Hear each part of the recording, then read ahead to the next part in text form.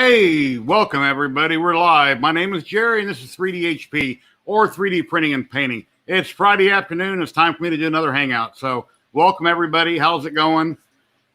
What's everybody been up to? What are you printing? What are you working on today? Anyway, hey people in chat, how's it going?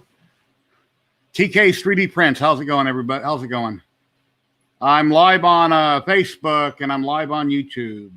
2 different places on Facebook and 1 on YouTube.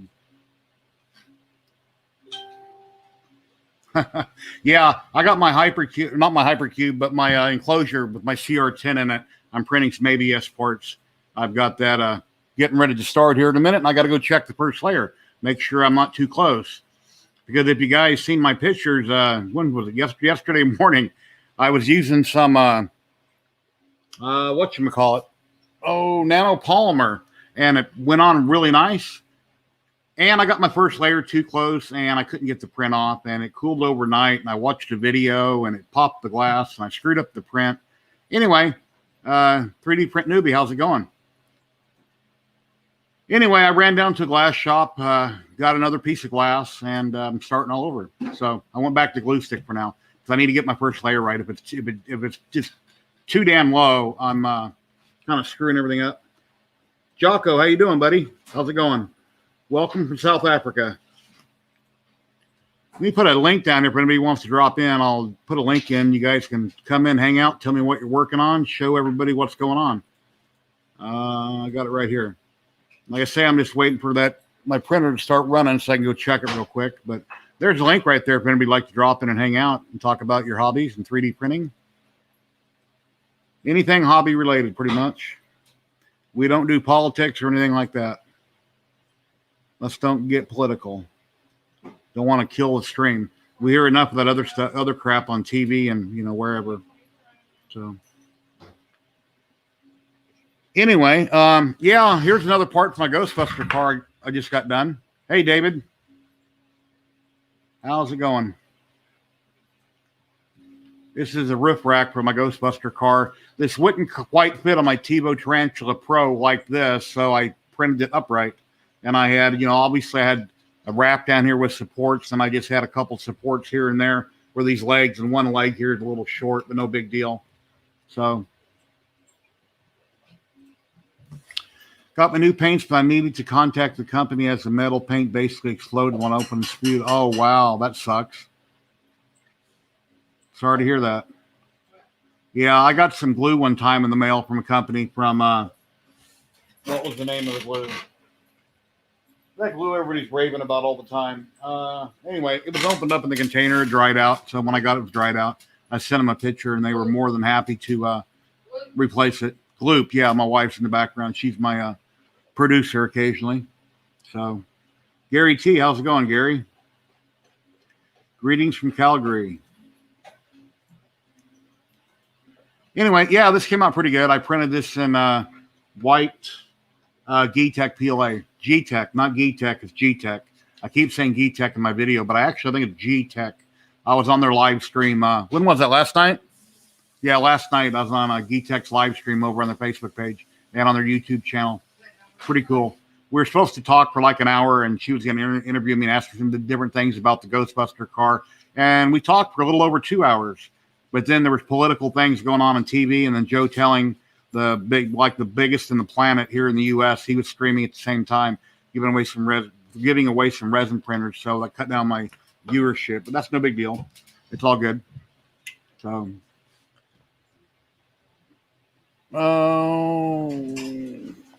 okay, the bed's hot enough now. The nozzle's got to heat up, and I can go check that real quick.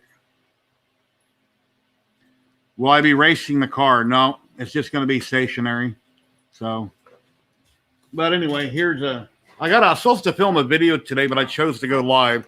So I still need to show a video on my progress, but it's getting there. I've got half of it. I've got half the car basically. The other half is printing on my Hypercube, and it'll probably take at least another 6 days.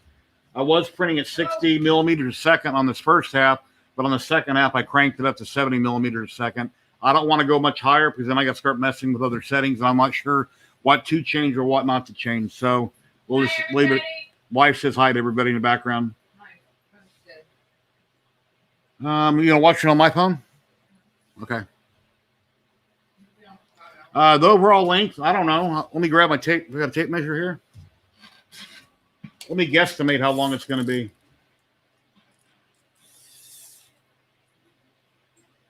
At least 3 feet. Yeah. It'll probably be at least 3 feet long.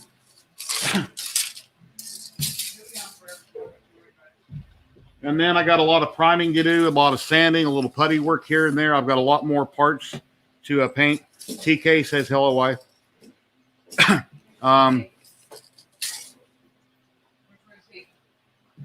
He was on the other day. He does a lot of miniatures. We were talking about resin printing, and he popped in. The tape's not working. There we go. Dan says, hey, Brandy and the gang. Yep, the doggies and all of us.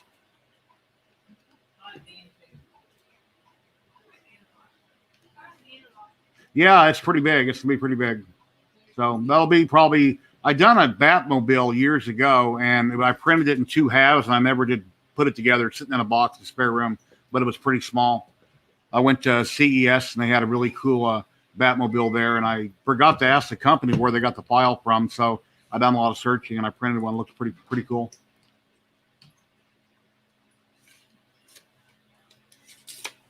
"3D Print Newbie" says, hello. Viking, hello. How's it going, Viking? If anybody would like to drop in the chat, here's the link. But you know the drill. I sit here and I talk for a while, and people start coming in, and then next thing you know, we got a whole bunch of people talking about all kinds of things. Hello, Facebook user. Whoever's on Facebook, if you click the URL above the post on Facebook, it'll show me your name when you type in. Because a few people said hi to me on my stream the other day, and when I got off streaming, when I went back on Facebook, then I was seeing who the comment was from. So anyway, there's a good chance, I don't know yet, I got to talk to him over the weekend. I done a test stream with him the other day. I might have ZYLTECH on next week. They might do a company tour and talk about their production line and all their filament stuff in China, possibly, but we'll see how it goes. I got to talk to Leslie over the weekend and see how that's going to work out. Because I know they did one a few weeks ago on Facebook where they walked around the cell phone and filmed. So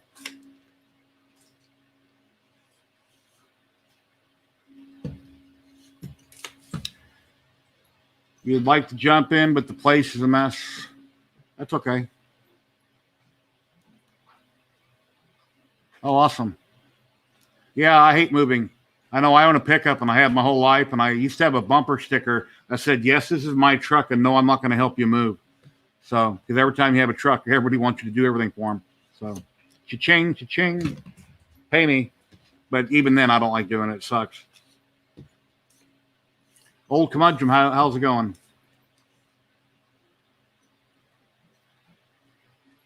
Oh, and a height, let's see. It's almost up to temp, and I got to go check that first layer. I think I got it cranked up to 235. It's at 171 right now. Got the bed at 80. Where's that piece of glass at? I'll show you what happened. Oh, here's something I can show you. It's pretty cool.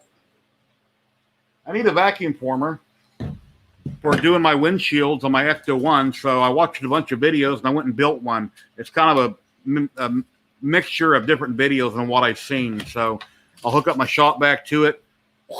You know, and then I'll put my part on there. For instance, here's a buck for the windshield printed out of ABS.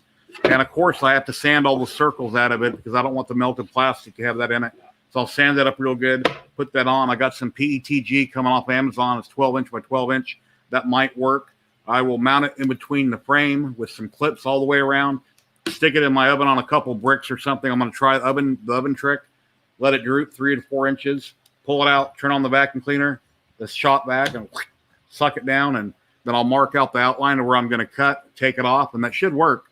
And the ones that stuck to the glass, like this one here, where it's got glass on it, and then a couple other ones that I actually tore up the bottom of, I can still use them as bucks. I'll just, you know, put them on there, and I can still vacuum form around them, so it should work okay.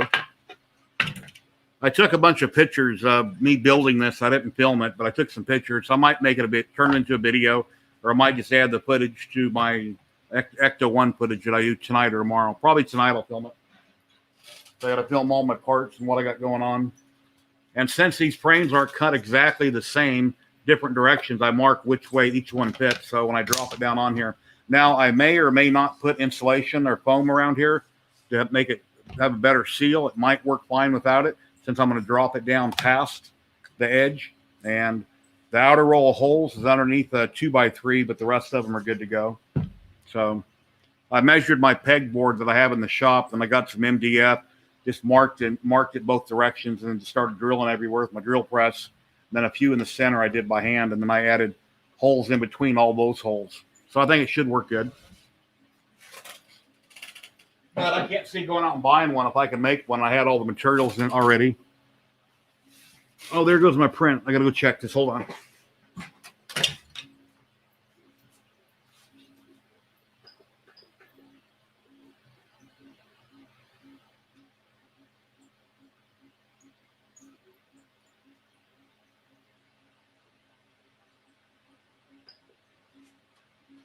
Yeah, I think it'll be okay. It's all good. Oh. HVAC, how's it going? NonPAM, how you doing? Michael Castle, how's it going? Here's a stream link for anybody who wants to hop in and hang out. Anyway, yeah, like I say, I got all the bucks printed for the vacuum former. They're all done. I'm printing the floor mats for the front of the car at 250% in the dashboard in ABS because I'm running low on ZYLTECH. Sponsored me for the filament, and I got 4. They sent me 6 rolls total, and I don't want to hit them up for any more rolls because, 6 rolls, that's a lot of money already in filament. So I'm going to print up some of my parts in ABS. So, and I'm printing the engine cover. Underneath the engine, there's a cover where you put all the electronics and the battery pack. There's an engine plate that goes over, which looks like a fake engine. So I got that printing right now on my Ender 3 V2. That's going. Hello, Mr. Llama. How you doing?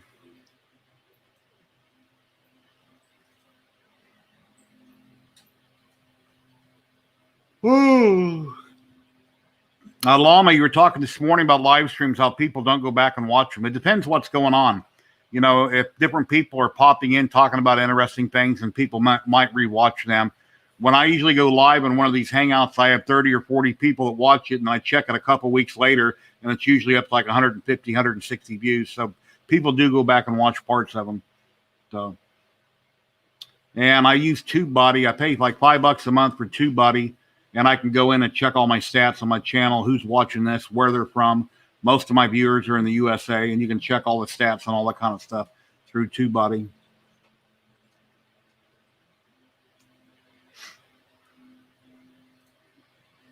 Yeah, I seen a picture on, I think, where was it, Twitter? Llama, you posted a Coke and a Pepsi for HVAC, Sergio. Yeah, I used to drink Coke all the time. I liked the taste. Pepsi was too sweet for me. Never did like Pepsi ever. I could drink Coke, which I don't drink much of it now, but I used to drink constant Coke, but I didn't like Pepsi. Hey, Will Smith, how's it going, buddy? How you doing?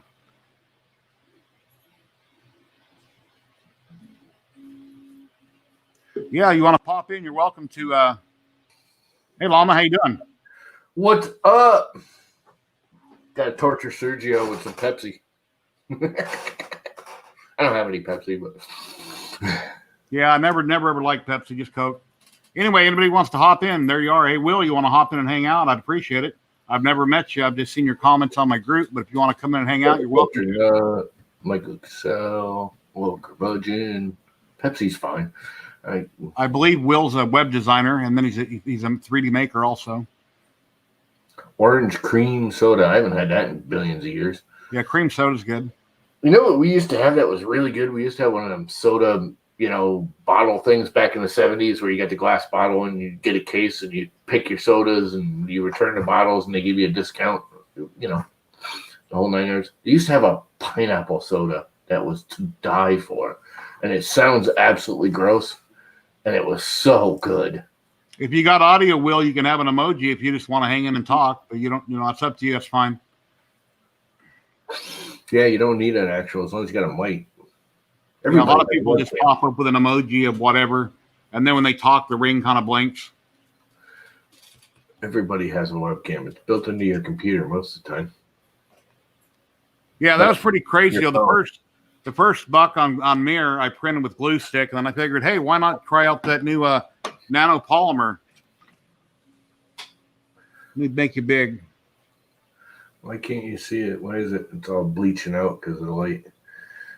I can't see the head, but I can see the body. Looks like. Well, there's no real head. It's just a hat with the headphones. Oh, okay. Nice. Good job. Suskaki. He's got his knife hiding in his backpack. Oh, I see. That's so stupid. It's funny.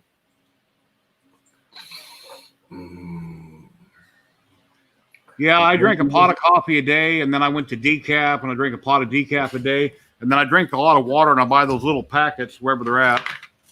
I got an iced tea packet here somewhere that I put in it. Yeah, I've been trying to drink more and more water. Yeah, I buy these packets from Walmart, different flavors, and I got kind of addicted to the tea one. Yeah, I don't like those either because they're fake sugar, and I can't do fake sugar. Fake sugar tastes like 1,000 barefoot people stomping up and down my tongue. Uh-huh. I'm having real tea. Well, real tea for me.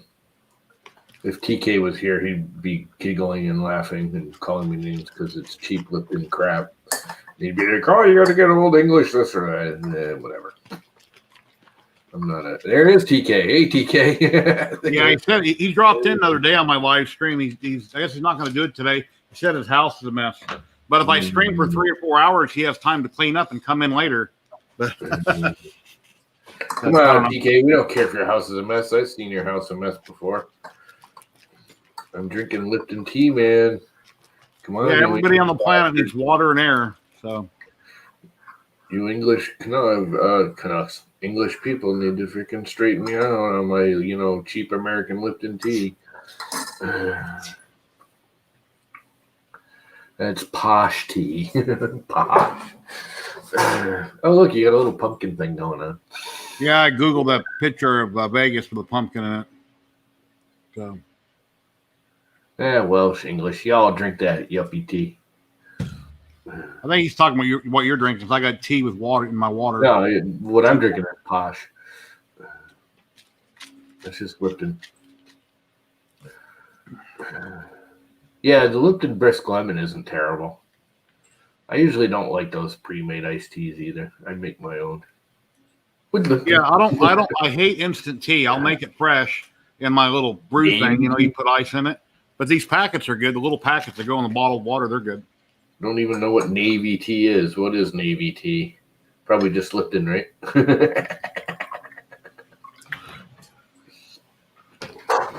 And I double bag it because I like it strong. And then add a little milk. And nope, you can't use half and half. You have to have milk. It tastes funny if you use half and half. I got worried about ZYLTECH last night. I was hanging out in their chat for a half hour waiting for them to pop in before the show. I was their guest on StreamYard.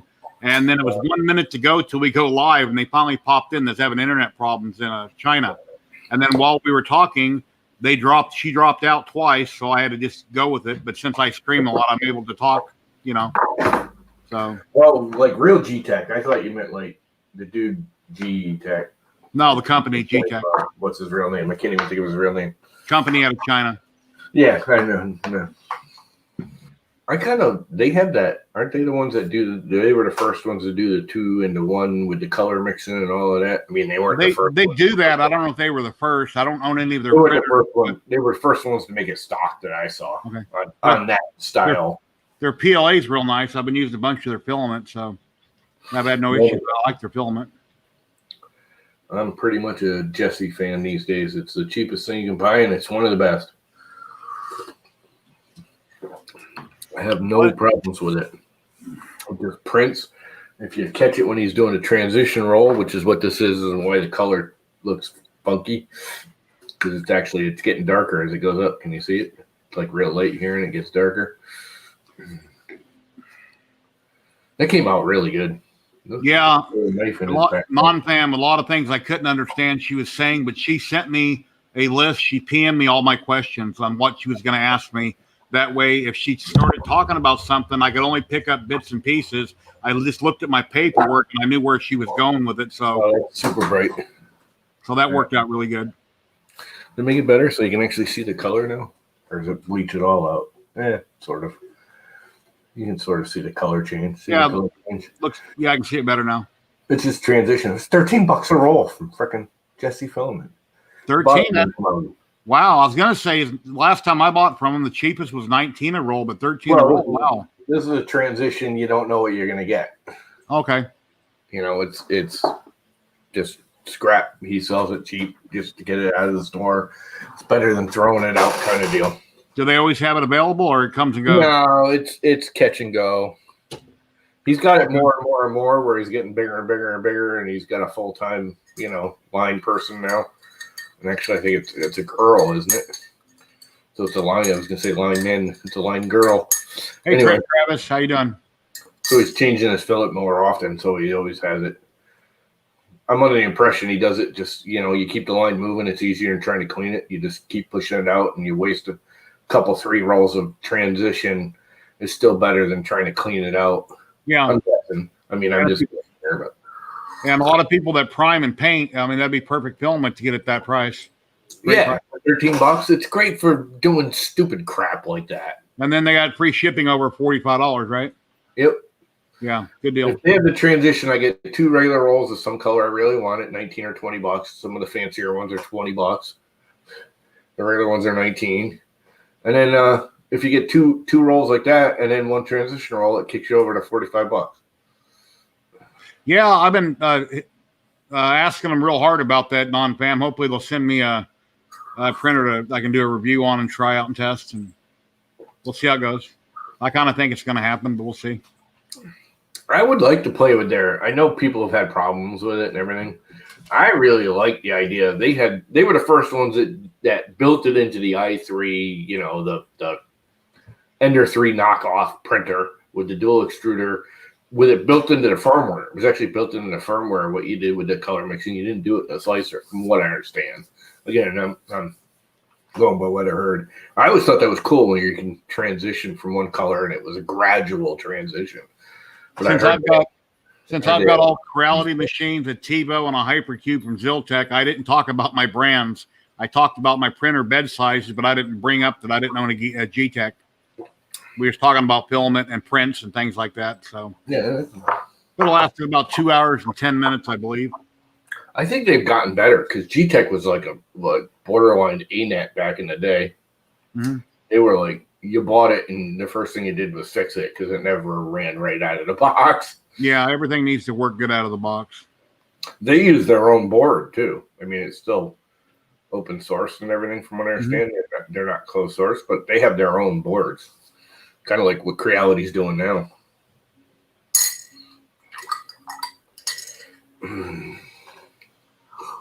Yeah, I put a TH3D board in my one printer right here. It's printing an ABS right now, and it was making all kinds of racket. I turned it on, it worked fine. I homed it. When I started to print a few days ago, when the Z tried to raise, it was making a ton of racket after I did my first print. It was one of my steppers that went out on me, and the same stepper went out about a year ago when I had a Creality board in it. So I don't know why that one stepper keeps going out on me.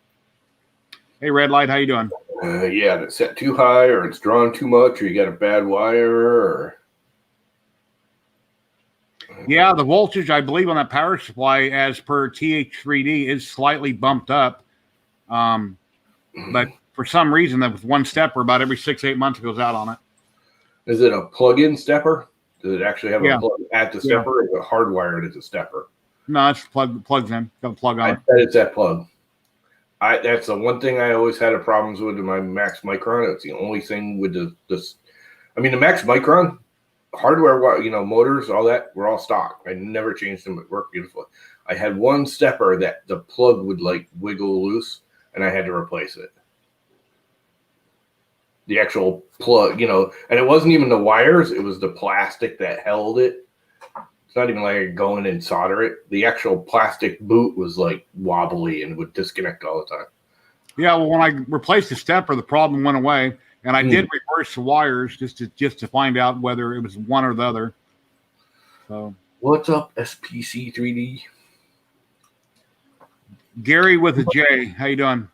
Viking hasn't been on Facebook in a while. Yeah, I know. He's been busy moving or I tired. tagged him Or on just waking Facebook. up. There's a funny image on Facebook that involves him. I didn't see it. It's it's the original Mars lander, and there's like a Viking ship embedded into the moon, or the moon lander, the original moon lander from the 60s, you know. And there's a Viking ship embedded, and he's like, Vikings again, beating us to it. David Mitchell, I printed hundreds of things with my Lagoon Mars resin printed. Yeah, I love my resin printer, and I can't wait to hopefully in the near future get a much bigger one than the Mars. Yeah, I love resin printing. It's awesome. I just Too messy. here's the lights for the Ghostbuster car, and it wouldn't fit on the Mars. It was too tall, so I had to cut it in NetFab, and then I printed the two halves, and that's in translucent. I washed it off in alcohol, IPA really good, dried it, UV light, 3 minutes aside, and then I clear coated it outside. And there's a You know what I always wondered if it would work on that is if you know those stupid anti-fog freaking waxes you can buy for your headlights. You know how your headlights start fogging. People don't realize it's just a wax and it fills all the little pots and ports and holes that are in your. sand off that oxidation. Yeah, it gets off the oxidation too, but it actually fills most of that fogging is road sand. You know, beating the snots out of the plastic. And that's all it does is fill it in and clean it off. And I'm wondering if that would work on clearing that. Like if you could put it on there and if it would fill those ribs in enough where that's resin, that's a higher resolution, then almost might work. Get that crystal clear. If clear gets too much light or UV light, it will turn yellowish. Yeah. That's why I clear coated to hopefully stop that from happening. I wonder if that polish would work on that. Or just waxing it, which would fill in and give you a smooth outer surface so you get a clear look. Yeah, I tagged you on Facebook. Yeah, I think it's old. I think I've seen it before. It was just funny. It came up. I think it was actually a post from like Columbus Day because, you know, everyone makes a big deal about Columbus discovering America. And we all know the Vikings freaking were here 100 years before he ever did. Yeah, David Mitchell. We're here first. Join the Lagoon Mars Facebook group. For instance, go over to YouTube and there's a lot of videos. I have a few videos on resin printing and a lot of prints that I've done. And just kind of do some research on different types of resin printers and figure out what you might want to get. I think it's the EPAX that just came out with one that looks really nice. It's got a big build volume. I think it's around $500 to $600. The Lagoon Mars, there's a lot of smaller resin printers you can get that are around $200 to $250. So anyway, yeah, they're a lot of fun. Cool. Anybody else want to drop in? You're welcome to. I post the link in chat. So is that just a stock photo of Las Vegas, or is that something you did? No, I just Googled pictures. Whenever I live stream every week, I just type in the search bar, cool backdrops, cool pictures, and things pop up, and I just save one and use it. Yep. Just a random picture I grabbed. There is a Las Vegas sign like that out on the strip that looks like that. That's probably where it's taken from, and somebody set a pumpkin in front of it and took a picture. Yeah, or just photoshopped the pumpkin in front of it.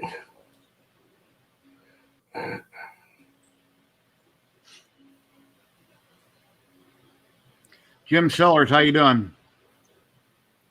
Hey, Red Light, you got that garage cleaned up yet, or it's still a mess? Every time we see you, you're always working at the same table. It looks like on the same pile. I don't see it getting any smaller.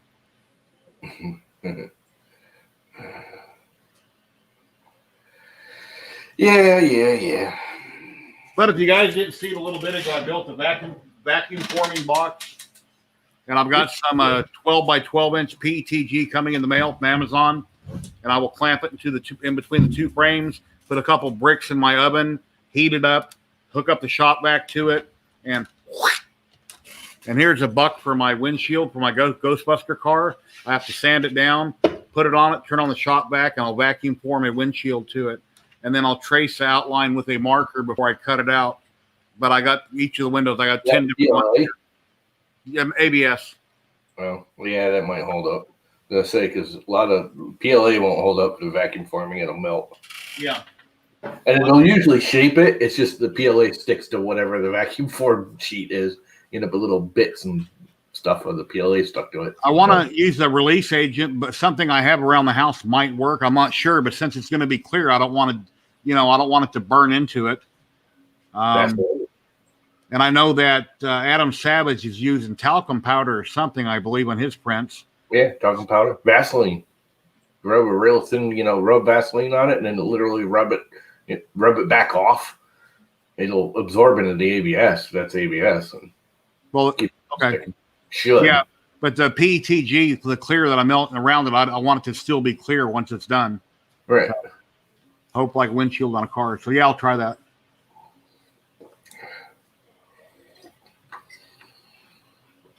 PLA is the bomb. PLA is stronger and rigider and stiffer. Hey, Mr. Petzl, how you doing? Oh, God. It's pretzel guy. Do you got salt on your pretzels? Good. I got a different camera, man. Yeah, we see that. It looks cleaner. A little wider angle. I do have salt on my pretzels. Probably haven't heard that one like a billion times before in your life, huh?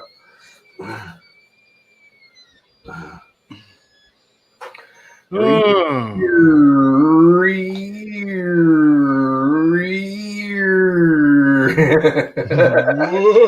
that printer going. Are you off today, David, or you been down to your restaurant? No, I've been trying to pass a freaking third kidney stone. This is not good. Uh-oh. I've never had any yet. Oh, I hear they're pretty painful. They are. I'm printing a little Pet G right now. Yeah? Just a little. Just a little. I'll full screen you. We can take a look. There we go. Can't really see much. No. Oh, it just started. It's just putting down the first layer. So. All right. Got to say the camera and mic you're using now is much better than using your phone or whatever you were using before. Yeah. So I found my old Plantronics headset. Yeah. So does it sound better? Yeah. And then I've got it. And then I set up a PC that is plugged directly into my one of my wireless mesh units. I've got mesh here at the house. I've got a big mesh. So I've got everything plugged into TK's got a big mesh too. That's why he's not coming on camera. That was good. Where you guys been? What'd you do all week? Well, I was on a live stream with G-Tech, the company in China, had me on live stream last night. How did your water problem come out? Oh, it's okay. Yeah, I got everything mopped up and dried out, and I took the washer out in the garage, took it apart, and the pressure valve, when your tank fills up with water, it pressure goes up a hose, and it tells the sensor that it stopped filling. Well, right. That doohickey went bad, but on my washing machine, it's part of the motherboard. There's like a big control box with all the guts of everything in it, and it's built into that, so I can't replace the one part. I've got to replace the whole unit. So I got on eBay. And I found the best price on eBay for $45. And I'm buying a used one versus buying a new one for $100.50. It'll be here tomorrow. Yeah. So hopefully that'll fix it. They've been 40, you dumbass. Let's do 150 for height. That sounds about right. Ooh, it might be too high. Okay, I got a second camera hooked up to it as well. So you guys all have like 10 cameras and not me, all your high-end stuff. And so I got a couple of them hooked up. And then I took my laptop and I put Linux on it, SUSE Linux. And now I've got my laptop Oh, that's my little, see a little stand I made for my laptop? Here, let me get it.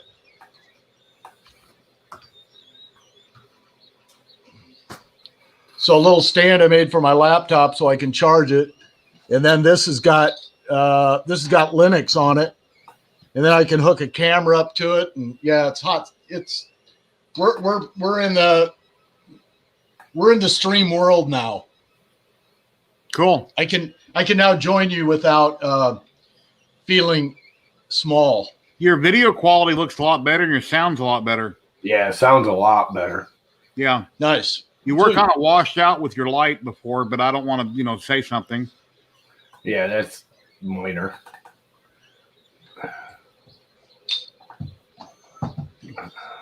Yeah, so life is good, except for the kidney stones.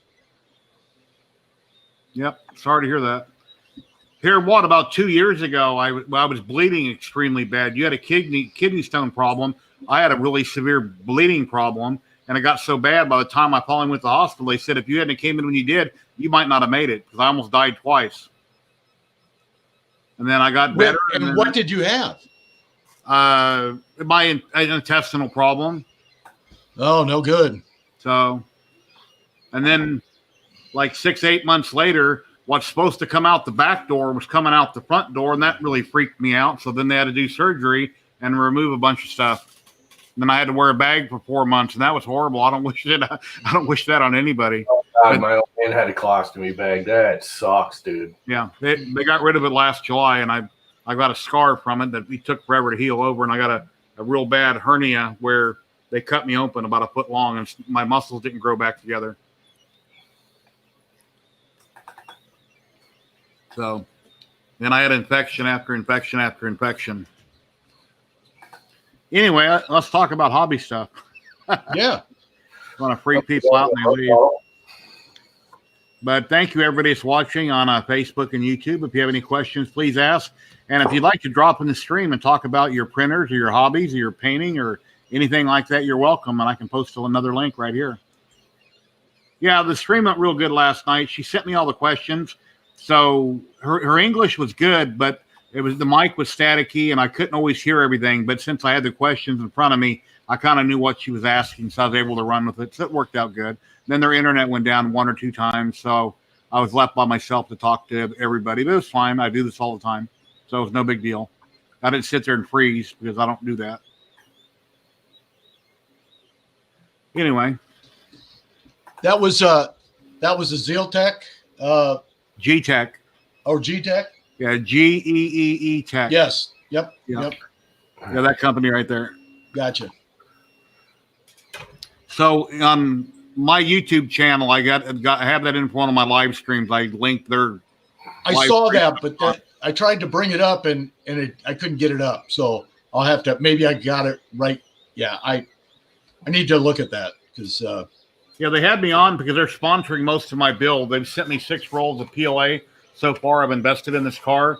eNotepad sent me the front half of the car, which is a 6 silk filament off of Amazon. They had some return filament on Amazon, and rather than Amazon, I guess, throwing it out, they sent it to me, and it was tangled. It was a pain in the butt, but it did print really nice. And then I tried to get more from eNotepad, which is a Sunlu company, and they said, well, we don't have any more we can send you. So I got hold of G-Tech, and then they sent me out 4 rolls. I just about ran out, so I asked her for 2 more, and that made it 6.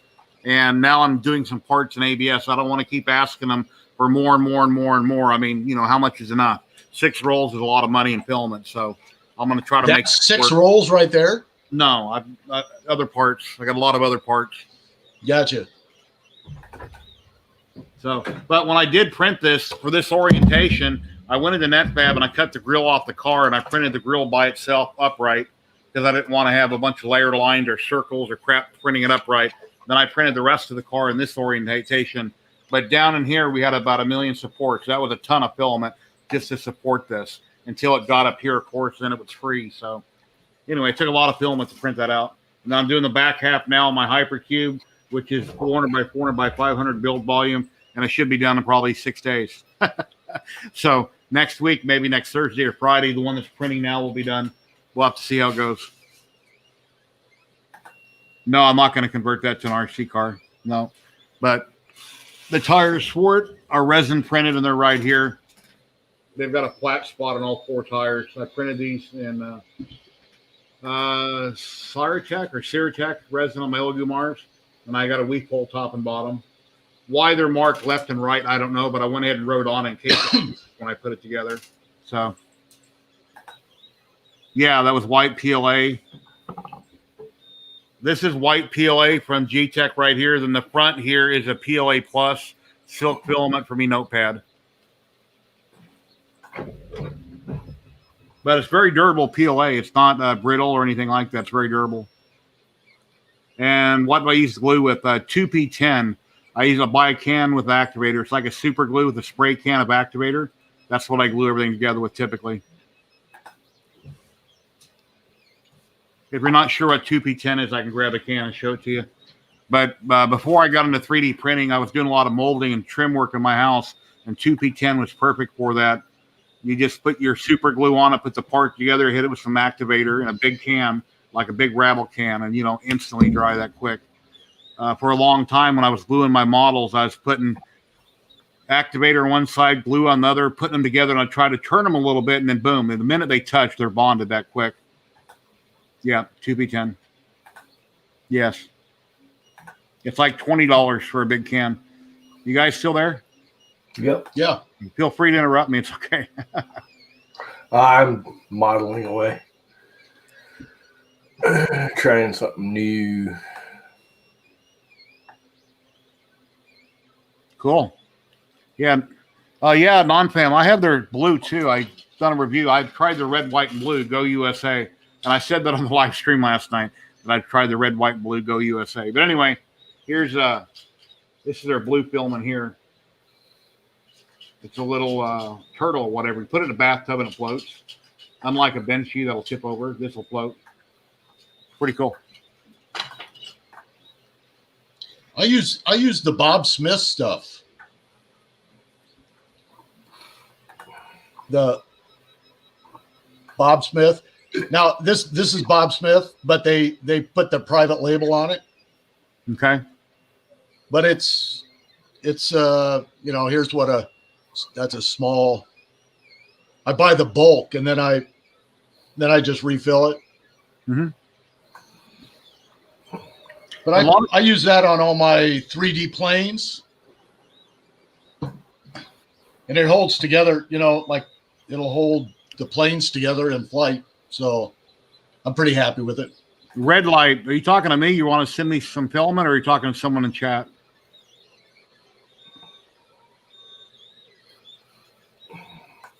You can send me filament. Yeah, if you want to donate anything to me, that's awesome. I love it. I'm on a fixed income here in Las Vegas, and by the middle of the month, every month, I'm completely broke, waiting for my pension for the following month. So I'm an affiliate for ZYLTECH, TH3D, and a few other companies. And lately, ZYLTECH this last month, a lot of people bought using my link. It was awesome because I got some money in my bank account that helped out on some groceries and stuff, a few projects. So that was cool. Oh, let me grab that 2P10. I'll show you.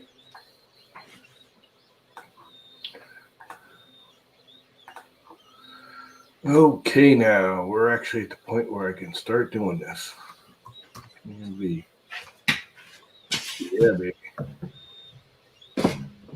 Yeah, here's a 2P10. It's pretty much good for anything and everything around the house. Just super glue with an activator. And then when I ever run out of the spray or the glue, then I just buy one or the other. But it's usually $20 on Amazon here in the U.S. And then glue works really good. I don't use it that much. It tends to dry out once you get air in the bottle if you don't use it right away. Yep. But then I have gloop in a tube, which works really good, but it's real runny. So you squeeze it. It's like a tester's tube, for model cement back in the day. And gloop works really good. And then whenever I fill cracks and nooks and crannies here and there, I use a two-part epoxy called epoxy sculpt. It's like a clay. You just take out a little bit with your hand, ball it up, get an equal part of the other color, and you knead it really good. Oh, wow. Thank you, Jim Sellers. $5. Thank you very much. That's awesome. Thank you very much. I appreciate that.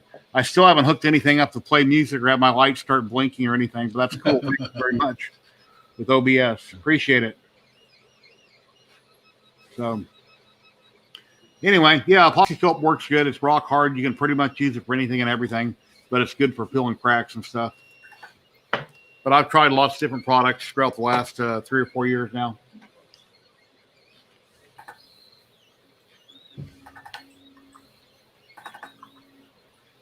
He loves your hat. What's the logo on it? A Wounded Warrior Project. Nice. It's a good group.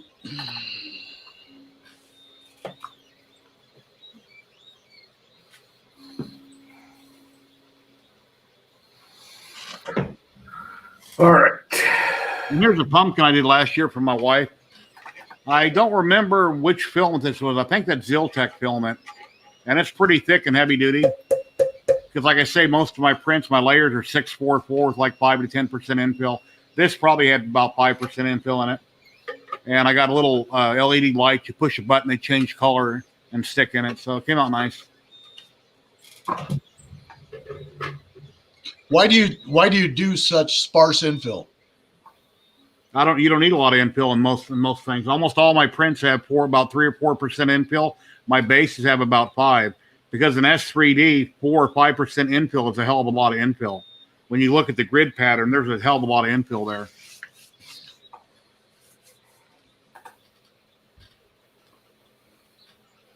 So To me in S3D, that seems like I print so much flat surfaces, flat top layers, that 3% infill with only 3 layers, 3 solid layers would not look good. if it's a mechanical part, then I put a lot of infill. If it's a model or a toy, I don't need that much infill in it. Yeah, gotcha. So when I print a pet spang or something, it's usually 100% infill or pretty close to it. I slice it and look at it. My layers are like 654. Sergio, wow, thank you very much. I appreciate it. $9.99. Are you out of your mind? Thank you very much. That's awesome. Appreciate it. I've been wanting to say that for a while. Joe Telling has that word stuck in my head. When everybody says anything, I'm like, are you out of your mind? But that saying, thank you very much. So. Okay, what's going on here? What are you building, Llama? No, it doesn't matter, red light. Anything you might want to get rid of. If you need me to help you out on shipping, let me know what it's going to cost. What the hell? But I live in Las Vegas, Nevada.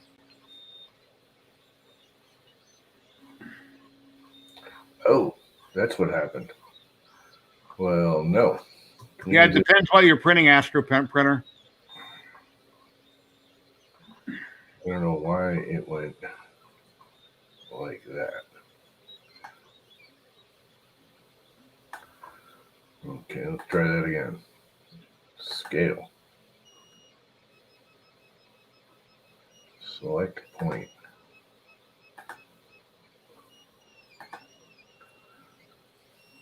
I want this point. Why won't it let me select that point?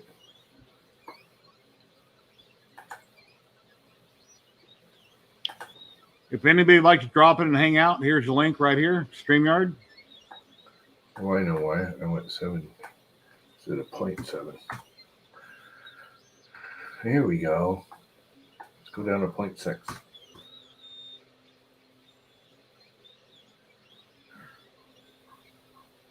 I'm kind of screwed up, but I think I can fix it. But for the guys that donated to me, thank you very much. That's awesome. I really appreciate it.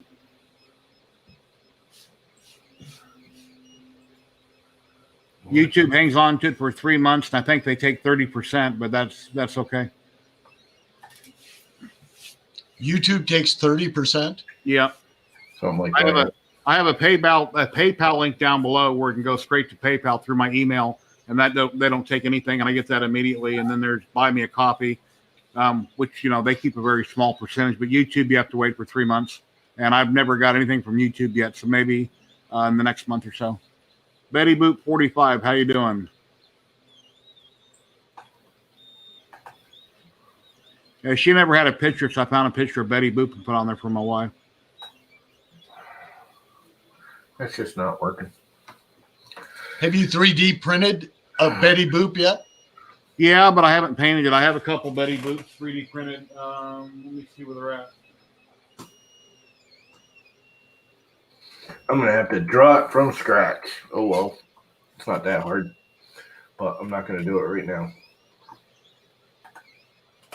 Oh, here's one. A person in the community here's one I done on PLA a long time ago. Then I reprinted it. A person in the community had David Chambers commission this, and then it wasn't for sale to the general public, but the person that had a commission gave me a copy. So, but I've got one in resin printer. Oh, that's cool. Liam, how you doing? Hey Jerry, how are you? Real good. Red Light. Hey, Red Light, how you doing?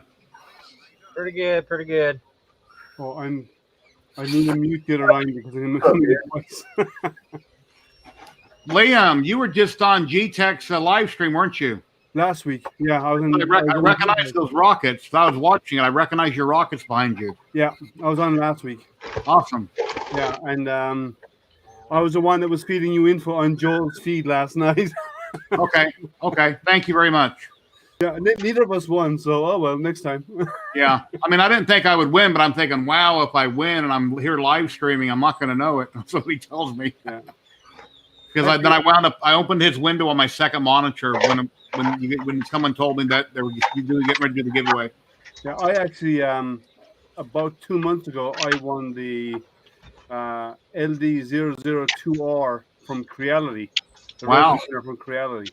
Okay, I told you to quit. On their they were doing a live feed with some, what's the name of the guys in China, like the Amazon for China. What are they called? It's not Banggood, it's the other guys. Ally? AliExpress? Yeah, no, it wasn't them. GearBest? No. Huh. I can't remember. But they were doing a live stream with them, and I Wish. I got lucky. So, did you 3D print both those rockets? I didn't do the Saturn V is not 3D printed. It's a Lego. Wow.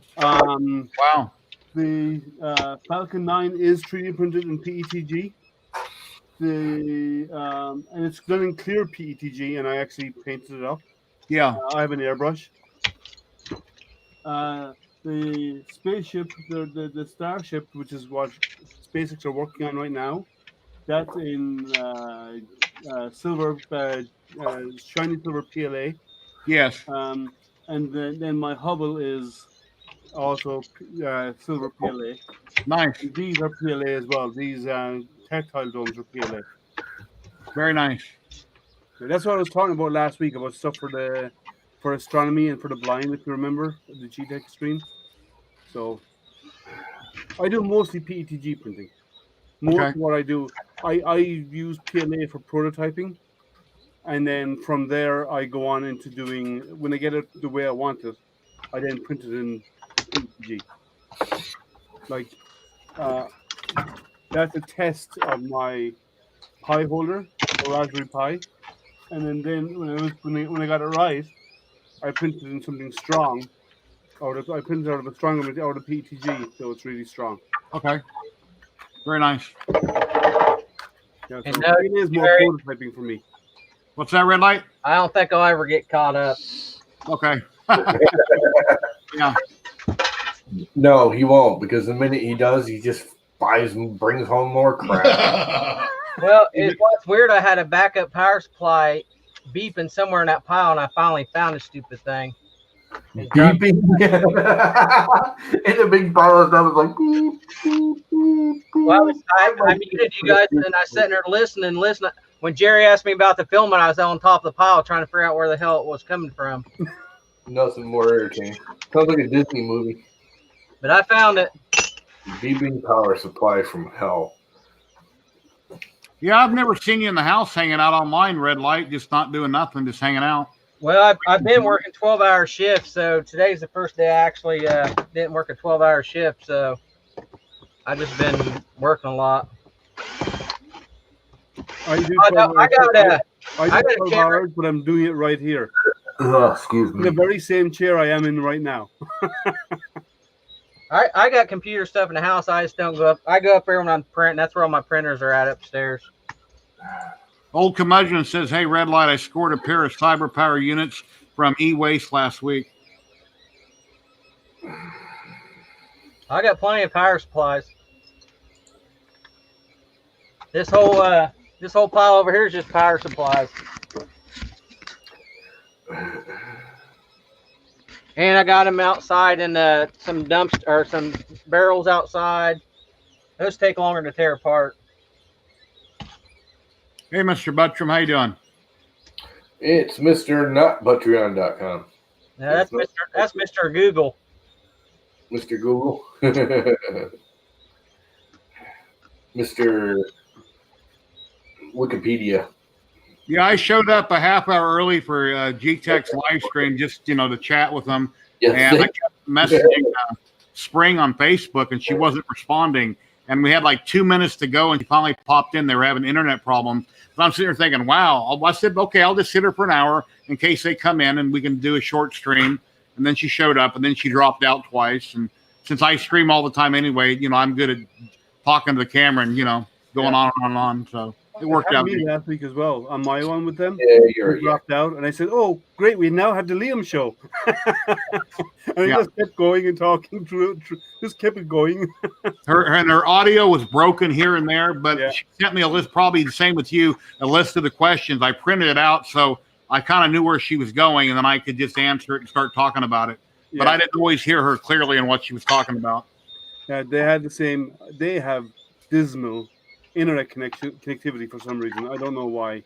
It's crazy that almost all of our electronics and everything we use comes out of China, but they've got the worst internet around that I've heard of. I mean, why don't they have a great internet? But that's their government, I guess. So, but I think they're going through a proxy service to stream, and that's what's probably killing their bandwidth, because their proxy service is intermittent, or a VPN service that they're using. Because I know JG Maker sometimes have the same problems, but they've gotten better. Corelli almost seems to never have those problems. It's very rare Corelli has those problems, but JG Maker used to have them, but they've actually got really good. If you've watched the latest stream with Bill, it's really good. And also Sobol, they normally have really good quality streams. So I don't know what's happening with ZYLTECH, but it is dismal. It's so intermittent. It's crazy. And they stream more than any. The only people who stream more than ZYLTECH is Creality. Creality's on a lot, yeah. They're on 3 or 4 times a week. ZYLTECH does at least two a week, I would say, maybe 3 sometimes. And Sobol once a week. Or once a month now. I think they used to be once a week, but they've kind of set now to once a month. I think they only do the first Tuesday of the month or something along those lines. They used to be every Sunday night, our time, but now they're not. Now it's a lot more intermittent. One thing I recommended to Spring is that she keeps everybody in a layout like we are here right now. When she actually like this, because when she has everybody side by side, where you're on one half and she's on the other, it's like you're on a cell phone, and you can't really show things around you unless you try to find them in the camera frame. So if she just has 2 people on screen, which has you see the background, then you have a wide screen, a wide angle. Yeah. And then when she says hi to everybody, she says, hello, how are you feeling? I corrected her and I let her know off camera. I said, you should say, how am I doing?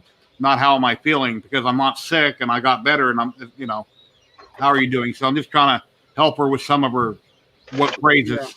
Well, she wants. I'm going to start working with her more. She wants to start learning the 3D printing technologies. Mm-hmm. So I've said, since the time difference makes it so difficult. Like I chat with her almost daily, and with the time difference being so different, so big, I'm going to do some basic stuff to help her along the way, some basic recordings and stuff. So she Mhm. should start learning the basics, like different types of printers, the parts and components of it. And there's a lot of people out there. There's a lot of people out there who don't know that. Mhm. There's a lot of people who are new to it, who have no clue about their hardware. They don't know what a Oh, I'm from Limerick, Kieran. I'm from Limerick, southwest coast of Ireland. So, um, sorry, he just wondering where I'm from. So the a lot of people who buy 3D printers, they think they're like buying a desk jet or an office jet printer, and you just plug it in and off you go. And they don't realize you have to fine tune it. You have to do all of this type of work to get it optimized. And then once you have it, you have to maintain it. It's not like just putting a new ink cartridge and walk away like a desk jet printer, you know. Yeah. So people have to walk through the basics of cleaning, maintaining, um, how to do cold pulls on the nozzles, how to change the nozzle in the printer, the components of your heat of your hot end, and all this kind of stuff. People don't understand this, and you get really newbie questions on a lot of forums. I'm a member of a lot of forums, and it's amazing what people don't know. They kind of jump in feet first, or sorry, head first, and they land on their head and it hurts because it doesn't work. Like how do people don't know how to level their bed? How many times have you seen images of someone showing a video of the nozzle quarter of an inch above the print bed, oozing filament when it's trying to move? You know, some of the time I see those videos and pictures all the time, and I think a lot of times people are doing that to try to be funny.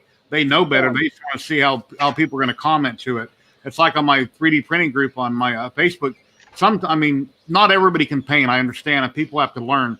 But some of the prints people have posted, I think they're doing it just to, what's the word called? Not spoof me. What's the word? Trolling.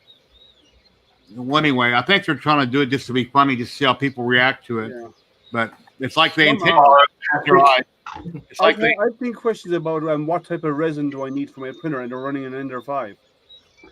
What kind of resin? I've been asked that question, and it was what resin do I need to buy if I want to run resin on my Come in printer? the school. I kid you not. You can't make that stuff up. In all reality, PLA is a resin. Well, yeah, polylactic acid kind of is, but it's a set resin in some ways. But it's a little bit resin.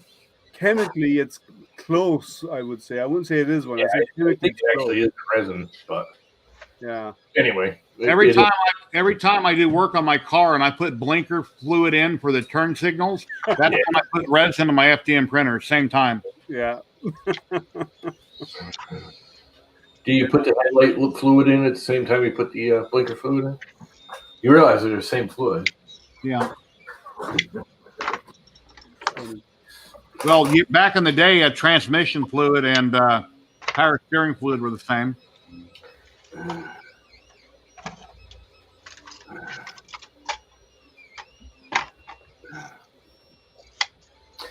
I'll never forget back in high school, just after high school, a friend of mine was getting married to this chick. She had this old Datsun B210. Remember the old Datsun B210s in the 70s? I had one. I love that. I love that thing. Sewing machine. So they're getting married in like a week. And we're like, oh, we're going to clean her car out as a gift. All us guys, hanging out. So we go in and we grab her car and we start cleaning it. And we're like, when was the last time you changed the oil? We'll change the oil for you. He goes, what do you mean change the oil? I never changed the oil in it. She had 120,000 miles on it, never changed the oil. We opened it up and it was literally like solid sludge in the oil pan. Thing ran like a freaking top. We changed the oil in it, it died the next day. We were like, we should have just left it alone. She never added it. She never changed it. It had 120 grand. I was in good shape. I mean, it was, she had kids and dogs, so the interior wasn't perfect, but it really wasn't bad. It was a nice car. The only thing wrong with it was that canary yellow, that faded, kind of get that powdery old coat like they used to get on the paint. So it had that powdery white, yellow kind of ugly Datsun color. But other than that, it was a nice car. Yeah. Motor blue. Gremlins, Pintos. So the B210, my clutch went out. So I was getting, and I was like 18. No, I was 20, 25 maybe. And so I went to go change the clutch, and I got up underneath of it, and I thought, God, this is going to be easy. There's no access. No. The clutch goes in from the top. Yeah, you got to pull the two fenders off to get to it. That it was the simplest clutch I've ever put in my life. It just slipped. It just slipped right in, set it up, and I was driving in 30 minutes. Someone mentioned just now, I was talking about using resin to glue parts together, right? Yeah. Has anyone ever considered using resin to smooth PLA and PETG? I've tried it. Yeah. You have to water it down by adding some IPA to it to make it more liquid, but you can actually brush it on, and then you stick it in a curing chamber, and you get a nice smooth finish on PLA and PETG. That's not a bad idea. Yeah, and I've it never works tried really well. And it bonds. Does it adhere well? Yeah, I was just gonna say, isn't that what that XTC crap is? XTC though is that it's 10 times worse than dealing with resin. There's something else added to the XTC that makes it really even more nasty than resin. But Too thick. it is very thick. It is. So what you do is sand it down, sand your part, and then brush on the resin and IPA mixture to make it liquid. And not too liquid, but to get rid of most of the heavy sort of viscosity in it. Brush it on. It will actually run smooth.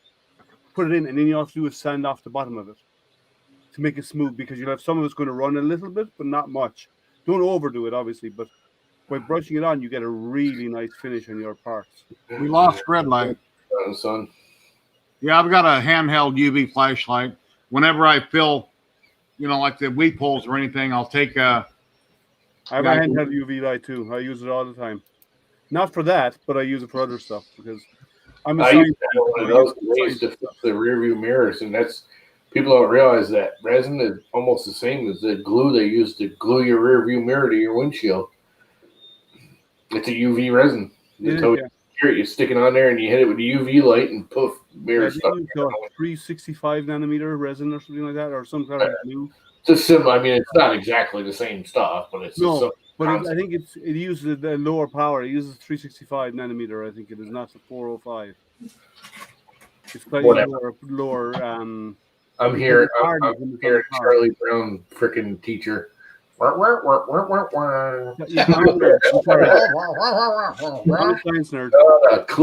one I got. Yeah, it's a nice UV light. Yeah, it'll give you a sunburn if you leave it on too long. Made by Van Sky, I guess. I got Amazon. Yeah. It's a random one I picked out. Yeah, but I even have some UV lasers. I use some of the stuff that I do, and you can get a lot done. I've actually shone it into the vat once or twice just to see how it will harden, and it does.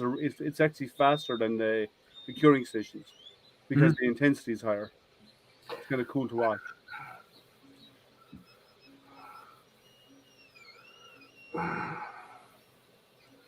Anyway, on that note,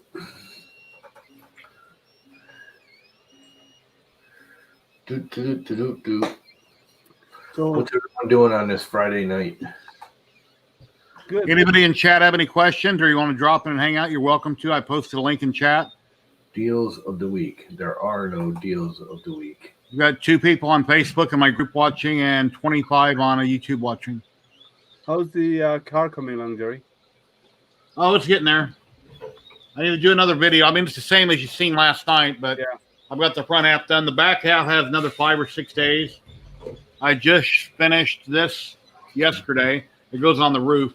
I printed this in my Tebow Tarantula Pro, but I had to orient it upright so I could print it and fit on the bed. I printed it upright. Is it Ghostbusters car you're printing? Yes. It's like a 59 Cadillac. Hey, TK, how you doing? Hi, everyone. How are you? Yeah, not bad. Hey. haven't seen you on a stream in forever. DK's in the I printed this UK. in a G-Tech white PLA. Okay, I got to print some cool stuff on the Llama core now. It's running again. So it's not quite right. Let me full screen you. There you That's go. nice. Nice resin print. Oh, Have a guess cool. what size? Height. Nice.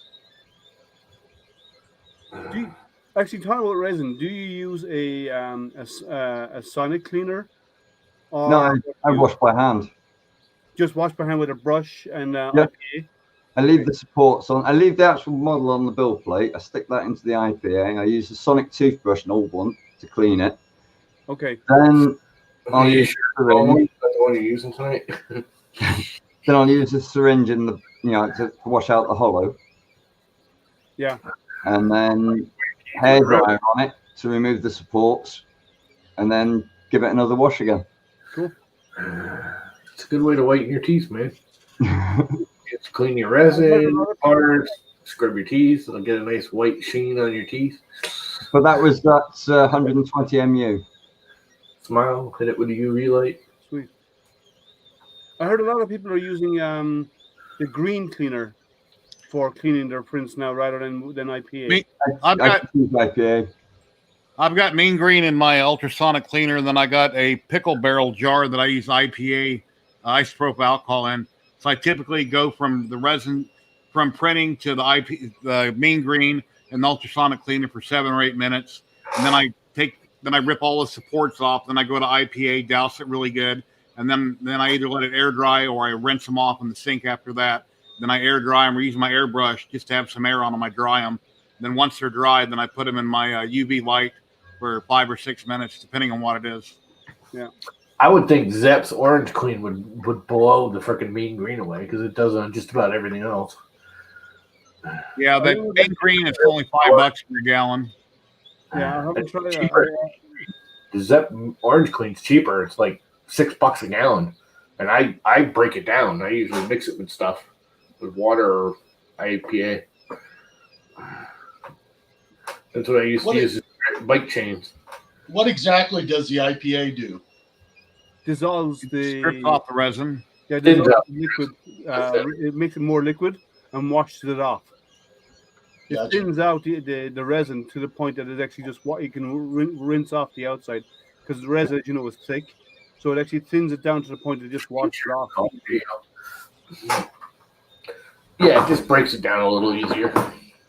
Rinses it off, detacks it. And don't use IPA in a plastic vat. You can't. Not for very long. So Well, the print is actually only partially cured when it comes off of the printer. Yes. Yeah. Yeah, it's not really cured at all. Really. My pickle barrel I got off Amazon that you cure pickles in, it's got a basket you pull out. I've kept IPA in that for like the last year, and it doesn't harm it. Jim Sellers popping in, or he tried to. The shell of whatever you're printing is actually cured, but there's a coating of resin on the outside because it's constantly being dipped in and out of the resin. So Gotcha. to wash off the outer coating is what you're doing. I see. I see. There he is. How you doing? Yeah, let it settle and then you put it out in the sun, all the resin will cure on the bottom of it. Yeah, it will run. It will run and cure if you don't wash it off first. Yeah. Yeah. No, I mean, like, you use the IPA a bunch of times and you're like, people are like, oh, it's got too much goo in it. I understand if you let it settle for like 24, 48 hours and then put it out in the sun, it'll cure on the resin will cure on the bottom and you pop it out. Correct. Yeah. It'll cure at the bottom. I don't know. It won't cure in the IPA, I don't think. I think it'll cure in water, but it won't cure on the IPA. I'm gonna make Jim full screen here so he can have the floor. There you go. What's up, Hey, Jim? hold on, guys. Hey. I just want to. What I've been doing lately is using the Anycubic. So I bought. You guys can buy the extra containers from Anycubic, but so I run my first wash. I just grab the basket with the whole damn thing in it. I grab a second container with denatured alcohol in it. And just shove it in there and let it run for a second cleaning cycle. So So that way I keep a first tank and a second tank. So the first tank gets all the nasty resin off of it, and then the second wash just kind of gets whatever's left over off of it. I've been finding that's the easiest way to do it. But that way, all I'm doing, guys, is pulling this off the resin printer, and I'm just dropping it in here, and then shoving it in the tank, right? So there's not a lot of me touching. You keep breaking up, dude. We can't hear you. Pros, Jim. Touch anything. Yeah, well, a lot of people use a simple green first, and then they do IPA afterwards. You know, that's what some people do. Actually, if you want to keep your, if you're using It's just denatured alcohol. Yeah, if you're using an ultrasonic cleaner, put your part in the simple green. Fill your ultrasonic cleaner with mostly with water, about half fill it with water, and get a plastic bag and put the IPA into or the simple green into a plastic bag and put your part in there. That way, then you don't have to clean your ultrasonic cleaner ever, and you have the bag is what you have left out is what gets all dirty and grimy. You know, with a simple green ultrasonic cleaner, you got the layer of goo in the bottom. When it's not running, you take them off. So I took a scoop one time. I tried to carefully scoop off the green with the sludge, but then it mixes up so damn quick. But it's really hard. I try to scoop it off and separate it, and then that's why you bag it. That's why you put the simple green in a bag. Yeah, and you have the water in the ultrasonic cleaner, and they never come in contact. So they never mix. That's a good idea. It keeps the cleaner. Yeah. Because all this is sound waves, and sound waves will pass through the bag to the mixture on the inside. Mm. Hello, Manuel. How you doing? Luxembourg. Did I say that right? Luxembourg. Yeah. Why am I tired? It's not even 8 o'clock yet. Oh, I was up blowing leaves all damn day. Yeah, I'm out of Monster Energy drinks. I drink like 3 a week, and I never used to drink them at all. But for some reason, every morning I wake up and I'm just zonked. You're going to be like Joel. I'm kind of down, and my muscles kind of hurt, and I haven't caught nothing. And then later on, when it's around 9, 10 o'clock at night, time to go to bed, then I'm wide awake and I don't want to go to sleep. So I stay up till 1 or 2 in the morning. Called getting old. Yeah, is that what it is? Yeah, I feel terrible all day, and then night rolls around and I don't want to go to bed. It's like, wow, I don't want to go to bed yet. I feel great. That's definitely getting old. You're going to be like Joel, Jerry, drinking all the monster drinks. What's that? You're going to be like Joel, drinking all the monster drinks. Oh, no. I used to work construction for years, and I've known a lot of people. One guy had to go to the hospital. He was having a heart attack because he was drinking 2 or 3 Red Bulls a day. It was hurting him. Yeah. So I don't drink them that often. Well, I buy 4 or 5 a month, and then when I live stream, I tend to drink one right before I go live, so I don't get tired, and I'm kind of like I am now. Out to the local, whatever drink you prefer. Try reaching out to the local supplier for it, and that you will advertise it on screen while you're drinking. They might give you free supplies. Yeah. Yeah, maybe. Yeah, that'd be a good idea. That's what all the streamers do. All that stuff that Joel drinks, half of that is actually sponsored. So like, he makes his living out of YouTube. Yeah, I know that. Yeah. So, the more sponsorship he has, like that's what makes it easier on him. So it's when he was streaming last night, you see how fast his chat was going by? It's like this. Oh no, it was crazy. It was just runaway. Like 4,000 people watching. Yeah, he had a lot of people. He came and went, because he kind of took a lull for a while, and then he went back up to about 1,500 at the very end when he was doing the drawing for the printers. But prior to that, he had about 2,500. I think he had about 2,500 people on, or 3,000 that was on when he was doing the unboxing and so on, and starting everything off. That'll work. Yeah, last night on ZYLTECH's live stream, I didn't mention she didn't want me to. I don't own any ZYLTECH printers, but I have 2 CR10s, 6 Ender 3s, a TiVo Tarantula Pro, a Hypercube, and an Lagoon Mars resin printer. Yeah. But hopefully I'll have a ZYLTECH here soon, and I can start doing videos on it. We'll see. Now, I have no GTEX either. I do. I have Creality. I have JG Maker. I have Soval. I don't have any GTEC. I do have some test printers coming in the coming weeks. Because I do some beta testing, so I have some beta tests on them that may be coming my way. Maybe. Cool. And if they do, I can't go live on those with the beta ones because they probably don't want us in. Sometimes they don't want them public. Some do, some don't. But I may have a few of those coming. And I have at some point I have an Artist D on its way. That'll be coming in the next couple of months. Hopefully late November, early December, I'll have an Artist D. So we'll do a live setup of that when I get it in. Red Light, if you're still in chat, there's my email address. If you want to email me, and I'll let you know my shipping address. And you can let me know if I need to send you any money for shipping on the filament or anything. So if you're still there, Red Light.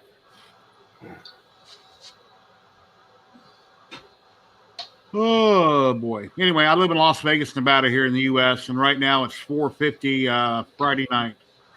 7:50, you mean? 7:50. Yeah. Real time. Time is there, TK. 10 to 1.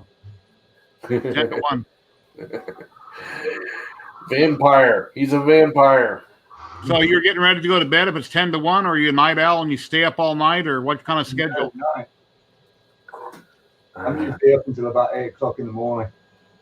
Because I know Las Vegas, whenever it's open full time, when all this crap ain't going on, since it's a 24-hour city, you never know. Sometimes people, their daytime is night and vice versa because things are always open. Yeah, I mean, the lockdown hasn't really affected me because, like, TK, what part of the UK? anyway. Say again? What part of the UK are you in? In North Wales. The wife said, make a couple of bag clips. They work. Cool. Yeah. Yeah, cool. There's so many of those. I've done. Oh, there are. That have a hinge. I like the alligator-y ones. Those are just cute. Yeah, we're back down on full lockdown now in Wales. Oh, are you? Yeah. That sucks. Well, to be honest, we've been on lockdown really since the day it's all kicked off. Yeah, I mean, it was eased a little bit, but now they've gone like, no, back up again. How's that affecting the economy there? There's shops closing down left, right, and center. Yeah, I mean, it's worse for small towns like like the place where I live. Yeah, I mean, it literally now when you're walking down, it's either second-hand shops, Oxfam, charity shops, hairdressers, lots of hairdressers for some unknown reason. But everything else is just closing. They can't make any money. Yeah. We've opened up mostly here in Michigan. That's where I'm living now. And there are some places there that have struggled. Some have not reopened. But some of the smaller places are the ones that are suffering most. Yeah. The larger companies seem to be doing better because they're able to weather the storm a lot easier. But the smaller companies are struggling. There's constant call outs, like people who frequent certain coffee shops and all this kind of stuff in the bakeries in the area, saying we should go and order from these guys and like you can do curbside pickup, trying to encourage people to go there to try and keep those businesses afloat, Yeah. Yeah, our business is down almost 70%. Yeah, I mean, we were a $2.5 million restaurant, so we had to lay tons of people off, and it's been sad. Yeah, it's going to get worse till it gets better. But my belief in the U.S. is that everything needs to be open 100%. People need a social distance. It needs to be enforced. You need to wear your mask, clean your hands, etc. They need to make sure they enforce it, and everybody has to stay open because if we shut down again, there's already people losing their businesses. They've lost their jobs. They're going to be on the streets, and it's already happening. Everything has to stay fucking open. I know it might make things worse, but everybody's losing everything over being closed. They just have to make sure they enforce wearing a mask and social distancing. Yeah, that's where we are in Michigan now. We're at that stage now. They're opening up everything again. They've been opening it slowly over months, but everything is pretty much open now again. Schools are still not 100%. Some schools are 50, half in, half out. So they're running at half capacity at any one time, rather than being everybody in the classroom. So some have been Monday, Wednesday, Friday. They're in class this week. Tuesday, Thursday, they're at home, and vice versa. But Yeah, that's what we're doing here too. You got Monday, I think that's pretty common. there. Wednesday they clean the school. Thursday, Friday, the other half of classes are there, and that way they still get some interaction with each other, but it's somewhat safe. Oh, we've had a lot of spikes because Connecticut is the best performing right now again, but we had a bunch of spikes, especially in the colleges. All the colleges opened, and those kids came and, oh, we don't need masks, and we'll party, and all of a sudden there's 70 kids with COVID, and they got to shut the school down. Yeah, it's crazy. It's happened before. People just got to listen and do what's right. And the worst part is politics is getting in the way. We've had pandemics before. We've had viruses take over the world. But people may not remember, but at the end of World War II, more people died from the whatever plague then than actually did from the war. World War II? I wasn't around then. World War One. World War One? Yeah, 1918. I know they were making a big thing about it because it was, we won the war and there was more people out partying in the streets and everything because we won the war and more people died after, in the 6 months after that because of the thing that actually. In the UK, they go on about so many infected, so many died today. Yeah, but why don't you put up how many people have died to heart attacks? Why don't you put up how many people have died from just being knocked over on the roads at the same time, or people that have got lung cancer and stuff? Put other stats up as well. Stop making it sound really terrifying. Show other stats.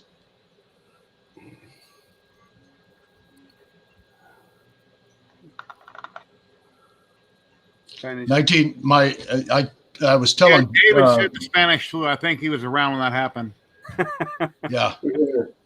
The beginning of the century. I'm sorry, David. I only said that because of your big beard and your long hair. Makes you look older. That's why I said that. He is older, isn't he? He's actually older than I am, isn't he? I tried to put everybody on the screen based on their age. I got Petzl, me, Llama, TK, Jim, and Liam. I think that's the correct order on age. I'm 56. So you got a year on me. Oh, I'm 60. I'm 63. TK. 54. Okay, so I guess you're order right because I'm 50. Okay, so I guess I got him right. I don't know how old Jim is. He's not on camera, but I'm actually a vampire, aren't I? So I just say I'm 54. He's up all night. David said he's not that old. Okay. Yeah, David's like 35. He just has a big old beard. I mean, I'm about to wait for centuries for 3D to kick in. I was only a kid back then. I'm not that old. I went to Jack in a Box a few days ago, the drive-through, and they said, "Would you pull up to wait on your food?" So I pulled up, and I waited on my food, and a couple homeless guys were hanging out by a tree near me. I had my window rolled down. One of the guys walked by me. He was coughing, didn't have a mask on. And when it first happened, I didn't think nothing of it. Then he turned around and walked back past my truck. Then I rolled my window up. And I'm thinking, that'd be a real bitch if I catch something because that asshole walked by me coughing without a mask on. So when the lady brought out my food, I said something to her about the homeless guy. So, anyway, I feel sorry for some homeless people, most of them. I think you should put out on the freeway and let them, run around with their eyes closed or something. But a lot of people, they're in that circumstance because they do drugs or they do this or do that. So a lot of people that are on the side of the road holding up a sign, I don't feel sorry for most of them. So it's not always that. So some people, are hard on luck, but a lot of people, the minute you give them $1, they run to the store and they're either doing drugs or drinking or something. So anyway, we're in a very big college town here, and we've got panhandlers on every corner, and city council won't do anything about it. So you just drive by them, and some people stop, and hopefully they're not stopping in front of you while you're driving 30 miles an hour, to pass the guy about some money. So There was a guy a couple years ago, maybe 5-10 years ago. He was broke down, hood up, gas can in hand, wife's in car, and kids asking for money. I gave him $5 to help him out. A couple months later, I seen the same guy clear across town doing the same thing. The conversation didn't go so good that time, but yeah, that was just his ploy, his scam. Did you ever see there was a thing on CBS News about they interviewed a panhandler and kind of kept it quiet at first. That was his actual living. He'd go into New York City, take the train in, and just walk around was in a suit and a tie, would wear, a cheap suit and a tie, nothing fantastic, but I'd say, oh man, someone stole my car. Can you help me? I don't have any money. Can you give me $1? The dude made like $160,000 a year doing that. Wow. That was like his job. He paid taxes. If you can tolerate people and cussing at you, I guess you can make a lot of money. Well, he made it look like he was, a guy who was down and out on his luck. Oh, someone stole my car. Or, I can't find where my house is. Or my wife just threw me out of my apartment. And I don't have a wallet. Having trouble. He always looked like, you or me in a bad situation. I mean, that was his big one. He said is someone stole my car and my wife just threw me out of the apartment without my wallet. I can't get my wallet. You got $10 so I can go get a hotel room. I agree with David, by the way. What? He said he'd rather buy them a burger or a sandwich than give them money. Yeah, I agree. If someone I've come across people who are obviously down and outs, right? And they're not drinkers or anything like that. You find people like that, and they're the ones I would have no problems buying them a meal. But if they have a bottle in their hand, I won't buy them anything. Subway had a special like a year ago, buy one, get one free. And there's a guy standing in line around lunchtime, and he said, well, I don't want a free one. Just give me the one sandwich. And I'm like, dude, why don't you get the second sandwich and give it to one of those people standing outside? Just randomly give it to somebody. It's free. Why not? Why refuse it? Because Subway is just making money. They're going to give you one for free. Give it to somebody outside. That way they know you didn't do something to it, contaminate it. You just walked out of Subway and handed it to them. Yeah. I walked into a Kmart years ago when I used to smoke 2 packs a day before I started vaping. And I'm walking into a Kmart, and I go to take my cigarette out of my mouth to step on it. And a guy goes, you got an extra cigarette? I said, no, I don't. He said, oh, well, you can't smoke in the store. Can I have the one in your mouth? So I said no, and I stepped on it and, drug it into the ground to tear it up. But no, you can't have the one I'm smoking. So anyway. Funny. He wants your spit, man. Yeah. we give away a lot of free meals at the restaurant because people will come in and they'll just sit at one of our bars, and you could tell that they're down on their luck, and my wife will ask them if they're hungry, and we'll give them free food. Mm-hmm. Yeah. We used to do that too. I used to work at an upscale restaurant, kind of snooty place, and there was a not homeless but kind of a weird tent camp. Most of the people there worked and everything, so it was kind of weird, but they just weren't making enough money. Anyway, we'd at the end of the night, whatever was left over, one of the guys would truck it down to them and pass it out. And anything that we couldn't keep for the next day or whatever, stuff that goes bad, we'd bring them there. Our city decided that we couldn't do that anymore. We typically would do 700 people for brunch, and at the end of brunch, we would have enough food left over for at least 100 people, and we would take it to the homeless shelter, and our city decided in their infinite wisdom that it was not safe for a restaurant that does everything safe. It was not safe to truck it there and then have them eat it. Yeah, because people. So we had to just start throwing it away. It's so stupid. What a waste. Yeah, grocery stores like Albertsons at 9 o'clock at night, or Walmart. I don't know about Walmart, but Albertsons, they have all that fresh food. The chicken and all the stuff they cook up. You can buy fresh when you walk in. Well, when they close at night, years ago, they would put that in a black trash bag, and then they throw it in their crusher and get rid of it. And I was remodeling in a couple Albertsons, and I got a couple great big giant bags of chicken that they had from throughout the day with French fries and sausage, whatever they had that they were going to throw out, because they can't give it to anybody for that reason. They might get sued. So. Talking to that, I just got a wicked deal on 2 steaks yesterday, and I ate one of them. Some moron freaking at the grocery store marked 2 T-bone steaks as like chuck round. It was like $1.59 a pound.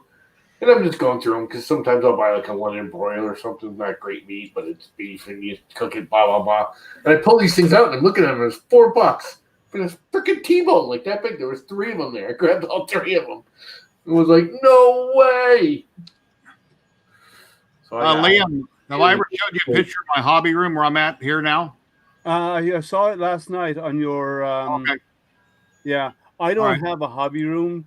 I have part of my basement. I use I have my printer set up in, and where I am right now, this is my office because I work out of home. Okay. My background is computer engineering and stuff, but I'm a product manager or technical product manager for a software company. So this is where I'm sitting right now. I work out of. I'm here all day long. Wow. But this is my office. But I have in a different room next door, where I run all my printers. So that's when you go. Time to go home. Well, yeah, time to go home is. All right, back in the. That's me home. I stand up in my chair. This is home.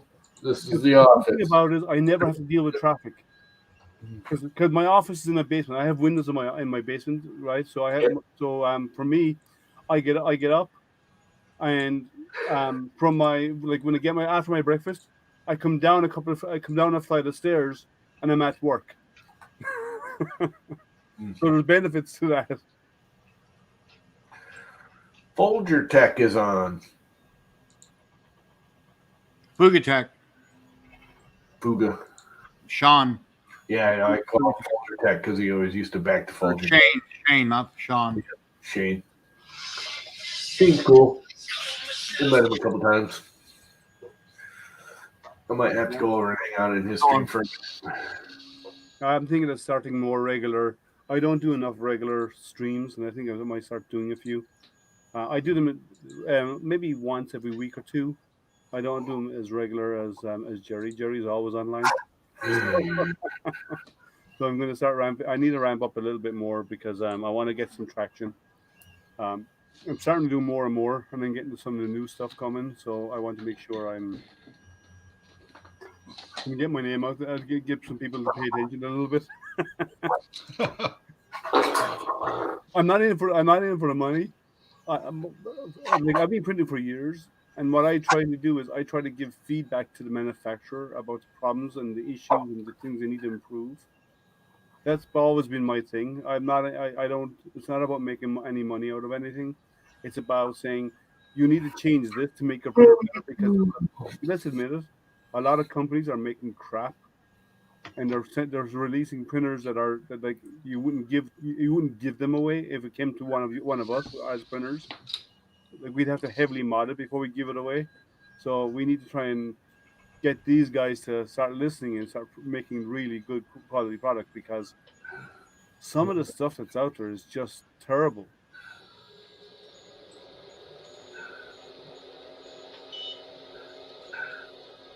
Has anyone ever bought a really bad printer? Dremel. Several, yeah. Dremel Idea Maker. Yeah, is it bad? I've never used that. It was usable, but it was the only printer I've ever known that's had a warranty where you can't even change the nozzle without breaking the warranty. Wow. Because it's meant for schools and not the home user, even though they push it for the home user. Yeah, a lot of libraries use them now as well. I bought it, and within like a month, I went and bought the Anycubic i3 Mega, and it's been working solidly since the day I've had it. Yeah. Anyway, I'm gonna hit the road. Well, thank you very much for stopping by, Llama. I appreciate it. See you, Llama. See you, man. Have a great day. See you again. Yeah, I don't think I've ever got it. I've never had a clunker. I've had some that needed tweaking, but I've never had a clunker. Now I've been sent clunkers. Yeah. that I've tested. I've never invested in one myself, but I've been sent a few to review to check it out, to give technical feedback on, and some were bad, and that's what that happens, right? That's why it's been it was sent to me, but I've never, like, I hate to say it, Creality normally do really good printers, but their Kickstarter, everybody was letting out so much magic smoke. I'd never, if someone sent me one of those for free, I wouldn't plug it in. The 6SE, how many of those went up in smoke? I've seen, how many videos do we see of them going up in smoke when they're powered on? Like, from what I've saw, if someone sent me one right now for free, I wouldn't turn it I on. thought that was my printer making that noise. Sorry? It's okay. Is that you're hearing my printer? Yeah, I was looking at my printer then thinking, what's wrong? Yeah. Oh, he's starting a new print. Hey, you need silent steppers in that, man. I love my steppers. You can hear this is one of the original TiVos, and I love it. I don't worry about sound. I love. I've got dual Z on it that I designed myself. This whole head I designed myself. It's probably my best FDM printer. Well, I take that back. My Creality, my CR10s are really good too, but I don't care about the sound. Yeah, I don't mind it. I've noticed actually that some prints can actually sound quite musical. Yes. Yeah, Liam. my biggest go-to would be my Ender 5 Plus. I love that printer. I print a lot of PETG, and I print most of it on that printer. I have others, but that's my primary, because I have it set in that to the point that I can just say put in an SD card and hit print and walk away, and it will always nail a print. And I can say I can print the same part 5 or 6 times, and it nail it every single time. So it's my go-to and because I do a lot of large prints, because these things are large. So, like, these domes behind me are large, and the rocket parts were, I printed them all in one go on a single bed because it's such a large print size. But it's so finely tuned that I nail my prints without without having to re-level my bed, or I don't even have it. It comes with an ABL. I don't use it. I don't have to. I have it set to where it's perfect, and I can just churn through prints on it. Now I have other printers that obviously we all do, that every time you go to it you have to re-level them, and others that you can re-level every 4 or 5 prints, depending on how it's going. Sounds like it's Liam, over on Thingiverse, there's a person. Have you ever heard of a Pet Fang? The blower duct system that you put on hot ends made Pet Fangs? I've heard of it. Okay. David Petzl in the top corner, that's the man that designed those. Oh, nice. Yeah, I haven't used them. I try and keep my printers mostly stock. Mm-hmm. I might add a few bits and pieces like belt tensioners and small stuff like that, but I try to keep most of my printers stock. I mod a few, but I don't generally have to heavily mod a lot of stuff. But yeah, those I've seen a lot of those fan setups and so on. They're really nice. You do really good work. 1.2 million downloads. Yeah, you must be doing something it's right. Crazy. Yeah. I should have monetized it. With very it's all free. Stick it out in Yeti, you'd have made money. What, Brandy? If you only charged $1 per download, you'd be a rich man right now. That's David. If 50 cents, 10 cents. Yeah. Yeah, my wife said, "Who's the guy in the green shirt?" I said, "David Petzl." She goes, "He looks different." I shaved. Yeah. She goes, "Yeah, that's it." I shaved and I got a good camera that didn't make me look like 50 pounds heavier than I was. Actually, your face does look thinner, but I didn't want to say nothing. Yeah, you do look different. Here we go, everybody. Solo. It's funny. Yeah, I'm not a designer. I'm not much of a designer. If I get an idea in my head, I'll figure a way out to make it to design it. I'm not a CAD guy. Um, some stuff I do just freeform. Uh, I've found ways of writing software to make stuff easier for me, rather than use like CAD. Like these things behind me, these domes. I actually have software that will I can make it as a flat image, and I have software that way I could run the image through the software, and it will actually build. It'll actually make the STL for me from a flat image, right? Wow. Just based on the color. If the object is X color, and based on how dark or light the color is, will vary the height. So I actually have it down to the. I have it at it's down to that level. Whereas if you want me to go in and do it in CAD, forget it. David, Yes. old curmudgeon has a question. Is there a version Yes. for the Triangle Labs Titan in Direct Drive? The Titan is the Titan is not the Arrow. Arrow? Titan. Okay. So yes.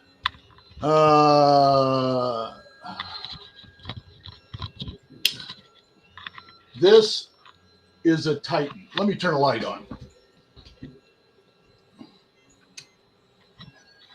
That's a direct drive for the Titan. It's called the Evolve. And it works well. And then this is that's the direct drive for the Arrow.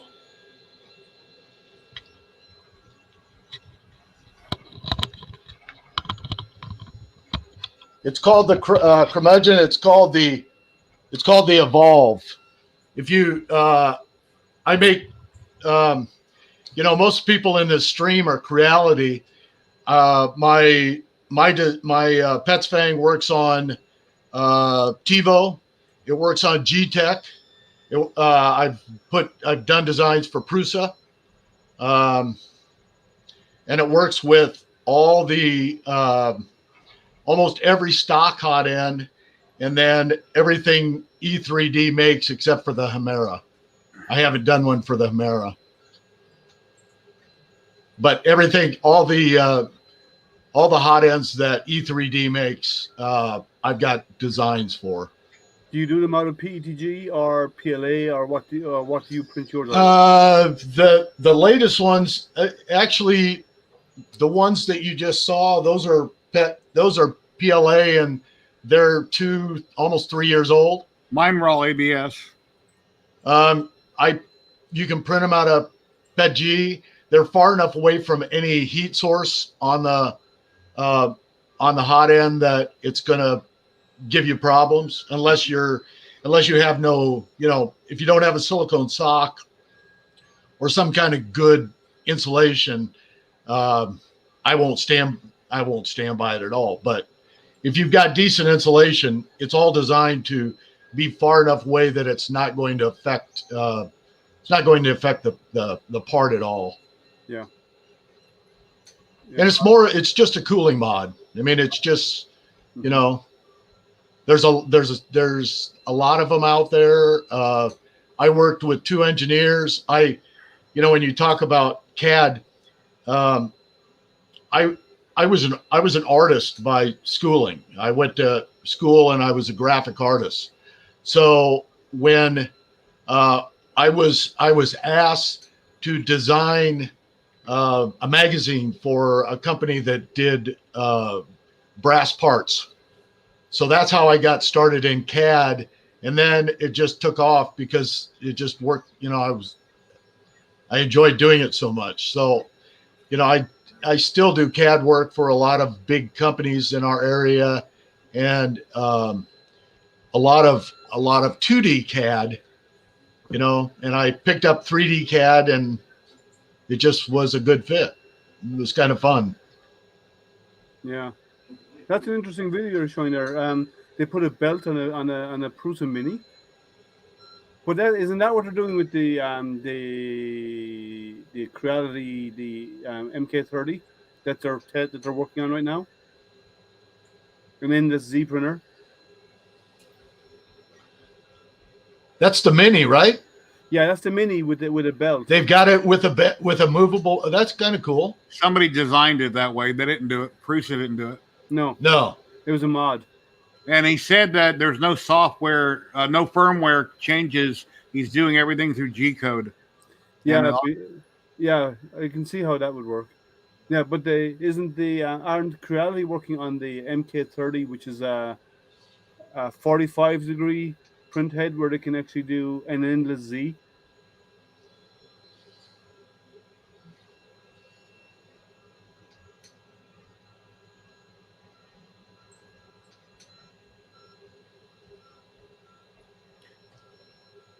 PETG, I'd have to look into that. I don't remember how much I turned my fans down. My print PETG. I'd have to 30%. go into. Nothing over. Never set my fan over 30%. Okay. I print PETG all day long and twice on Sundays. Okay. If you go over 30%, what you'll find is the PETG doesn't have time for the layers to adhere.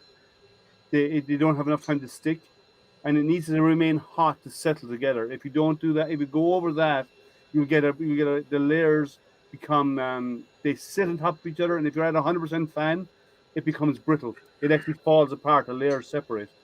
So I find 30% in the fan. I run mine at 230 at the nozzle, and 70 bed, and for stringing, enable outer wall wipe. If you've never used it, if you haven't used it, or whatever. Outer wall wipe allows the nozzle to actually move into the part and then move back out again, so it actually cleans itself off of the part before it moves from one piece to another. Only by 0.2 of a millimeter, but that little wipe actually cleans your nozzle and it eliminates stringing in your parts.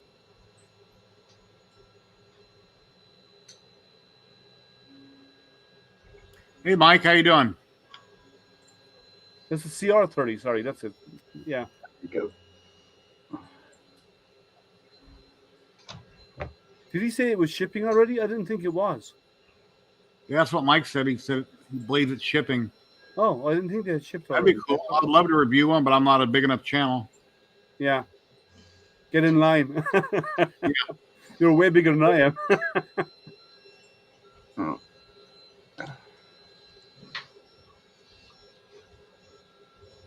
Oh, the wipe setting is called in Cura version 7. It's enabled by default. In prior to version 7, which is the latest version, 4.7, sorry, you had to go in and turn it on, and it was called outer wall wipe. And you set it to 0.2 millimeters. What I use. Now your printer might be slightly different, but 0.2 millimeters is what I use, and it allows the print head, the nozzle, to move into the part, and it cleans the nozzle before it does a Z hop to move. So you actually end up with a clean nozzle. That's looking good. What were you doing? Cleaning off, or you're painting it? Are you? No, I was dry brushing it for the undercoat, Looking good. Nice. and just to bring out the details a little bit. And No, that's beautiful, man. Beautiful, man. Wow. Yeah, this looks really good. I've never been a resin. I've never used resin until recently, and I'm going to have to build an extractor system to clean because it does smell. But Very nice. Even the low order stuff smells. But that looks really good. There, yeah. focus. See, I can't paint for crap, man. I'll print all day, but I can't paint. I'm artistically autistic. Well, that's why I do the dry brushing, and then I just use a wash and build up in thin layers afterwards. Yeah, no, I can't. I'm not artistic. I can't draw a straight line. Hey, Mike, you've never jumped into one of my live streams. I never let the machines win. So here's a link if you'd like to jump in and hang out for a little bit. We'd love to have you.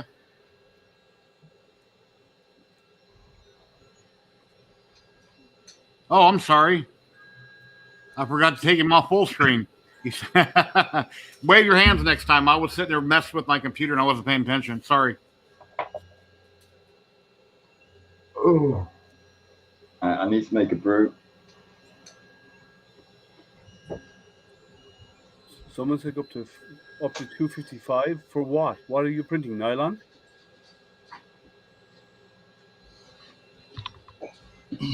$255 for what filament? You want to be printing nylon or carbon fiber at that temperature, and you'd have to have an all-metal hot end. You can't do it with a normal Bowden tube. My ABS right now is 230 or 235, and it's Bowden, Capricorn. Yeah. Anything over 245 is bad. PETG, I printed 230, 235. Yeah, I do PETG at 230. Like 255 seems high for me for PETG, I think. And if you print at that temperature, you're running into issues like of it being so liquid. Now, obviously, it'll change from manufacturer to manufacturer and even color. So you have to do temperature towers to figure it out. But on a micro Swiss, you can 255 on a micro Swiss, unless it's all metal hot end, you're burning that PTFE, and that's bad. Anything over 245 with a Bowden tube, you're actually burning the PTFE. Yeah, I think Microsys is all metal, I believe. You can get both. You can get an all metal, or not, you can get them without. So, because you can get a drop in for the Bowden to replace it, but you can also get the all metal version of it, I believe. Yeah, he says he has all metal. Yeah. I don't know if it'll pick it up. Was that a cricket? A bug? Yeah. No, the resin itself. That's a nice clear See resin. the shimmering? Yeah, nice. What did you do? Did you add in the glitter into it? Yeah, I've added a micro powder in there. Yeah. Very nice. I was actually watching a recent video. I can't remember who it was, and they were talking about resin prints, and they said the more you get clean, if you want sharp corners, very sharp detail, Yeah, you add more pigment because Yeah, the light can't bleed through. Yeah, the light can't bleed. But if you're looking for smoother, then less pigment is better, because that way then you don't mind the light bleeding through a little bit, because it does soften the edges. If the light bleeds a little bit.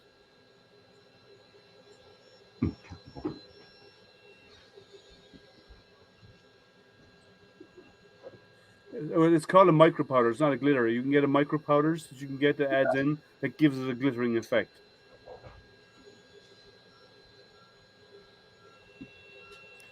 No problem. You're welcome to jump in.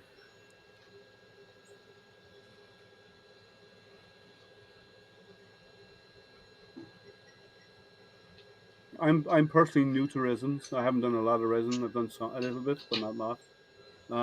I'm more of an FDM person, but I'm slowly seeing more and more benefits for smaller, especially for smaller. Anyone who's into miniatures, such 2 hours. Sorry? That took 2 hours to print. Yeah. Even though it did fail, that was the supports that failed. What layer height did you use? 0.5? No, 1.20, 120. Okay. If you're doing miniatures, resins are the way to go, because you get an amazing detail. FDM, people do FDM on miniatures, and there's the amount of post processing you have to do to get it right, to get it clean. Yeah, like, it's not worth it. You're better off going with a resin for that. It's messier, but it's way better at the outcome. I mean, I'm gonna be printing a large dragon soon, and I literally have to cut it up into lots of little pieces to get it large, but it's going to look awesome. Saves, I mean, you take just as long with, like slicing it and stuff as you would cleaning it up if it was FDM. Yeah. With regards to the last one you popped up there, Jerry, they're talking about printing cooler. Instead of do a temperature tower is what they need to do to find out the right temperature for their material. Yeah. Too many people. I've been printing for almost 4 years, and I've never done one temperature tower. Oh, almost everything in PLA works fine at 210 for me. Yeah, but see, I do a mixture of temperatures, different materials sometimes, and to me, temperature towers are like a religion, because I found that even the color of a material changes the printing properties. That happened with Hatchbox. When I first started printing, I bought a bunch of different colors of Hatchbox, and based on the color, things printed differently. Yes, on colors. Yeah. Okay. Oh, What's one your thing favorite filament? What's Let's start that? with Jerry. Your favorite filament to print with? Oh, I don't know. I've tried so many. Oh, type of filament would be PLA. No, but by manufacturer. Sorry, I mean. I've tried too many. I can't answer that. Okay. Anybody else? Not really, as long as it works. Yeah. Pets? I base everything on price. Keep it Anywhere working. between $15 and $20, I base my filament on price. But I've tried so many good companies. I've only had 2 companies that I had problems with, but I'm not going to bring it up. Yeah. Oh, if you're going to add, I have a favorite for my PETG. I like the IC3D stuff for a few reasons. One, they're in Ohio. I could drive there. If I wanted to, I could drive down to their store a couple of hours drive, and I'm there because they're in the next state from me. And they have amazing. Their PETG is fantastic. That's what I primarily use for PETG. For PLA, I use a mishmatch. I have a lot of GTech, and I have some Hatchbox and a mixture of other stuff. But they're my go-to for PETG. I've never tried eSun PLA or resin. I've done the eSun PLA. I haven't tried Duramic. Are they any good? It's incredible. It's yeah. I can't say enough good stuff about it. Yeah. For PETG, see, I buy it from them because I can buy it in 2.5 kilo spools. I don't buy the small spools on PETG because I use a lot. So I buy it in 2.5 kilo spools. They're really the big spools. That's why I always buy it from them, and I get good pricing from them because you buy it large. Red Light. Let me interrupt for a minute. Red Light. Did you get my email earlier? I posted, or were you offline? I posted my email. I wanted you to send me a message, and I'll give you my address. And then, hello, how you doing? Hey, how's it going, guys? What have you been up to lately? Not too much. Just trying to stay healthy. Got to go on Tuesday for surgery. So, just dealing with that right now. On surgery? Just relaxing. They're putting in a baclofen and pain pump to help with muscle spasms of my ALS and try and to be able to deliver more baclofen. That's the baclofen and Dilaudid and dantrolene. It actually is what they call a trimetric pump. It holds all 3 medications, but it hooks directly into your spinal cord. So they can increase the dosages that way. Well, hopefully it goes well. That's through the VA, right? Yeah. So, that's to them. So, but other than that, just hanging out with my dog. So, I'm trying to print some things. I'm working right now on one of the, I got it off a GAN body. It's one of the Predator figurines. Okay. So, I'm working on printing 2 of those right now. So, for a friend of mine's child for Christmas. 100% scale? Normal, the size is scaled the way it comes? Yeah, if I can get that down, it comes okay, then I'm going to try and scale it up a little bit bigger. Okay. So I just have the 2 and the 3, so I figure I can do that. A Sunlu 8 3D printer. I've never tried one. Is anybody in chat? No. Or anybody on stream? I didn't know What type of printer? had a printer until recently. A Sunlu 8, never heard of it. Yeah, I've heard of many other printers, but I never heard of the Sunlu until recently, and I just came across it by accident that they actually have printers. Okay. Sorry, Red Light. I'm on camera. Yeah, if you need me to help you out on shipping or anything on the filament, let me know, Red Light. I'll see what I can do. Dad's talking right now. Thank you. And Marcus, I said to stream the other day, thank you very much for the 2 stickers. I got them. I'm not sure if you've seen me. I helped them up the camera. It's good. I gave one to my wife, and I have the other one on my enclosure. Actually, Jerry, you can send me your email. 1 second, guys. I have NASA stickers. You want some? Oh, that'd be cool. I would love some. Yeah, I do outreach for NASA for community outreach, about science missions and stuff, and I get giveaways. Now it's kind of hard this year because nobody's really in the office, but I have some left over. But I do have some NASA stickers. So do you ever get the patches? Yeah, drop me your email or their address or whatever like that, and or email, and we can link up. And there's my email right there in chat. TK and Liam, both of you, if you email me, and I'll send you one of my stickers. It doesn't matter where you're at, I'll take care of it. Me in private chat. I don't have the YouTube open or the Facebook open, so I got it. Oh, can't you see chat in StreamYard? I don't. No, I don't. I don't see. I only see the private chat. Okay, I'll put it in private chat. Yeah. You need to go outside. Okay. Yeah, where it says private chat, you should have 2 bars up top. It says private and then comments. Oh, I do actually. So, Yeah, if you click on comment, you'll see what everybody's saying. I never said I was smart. I'm just a nerd. Actually, I put the wrong thing in private. Cool. Okay, yeah, I'll send you in a couple. Thank you very much. I live in the U.S., Las Vegas, Nevada.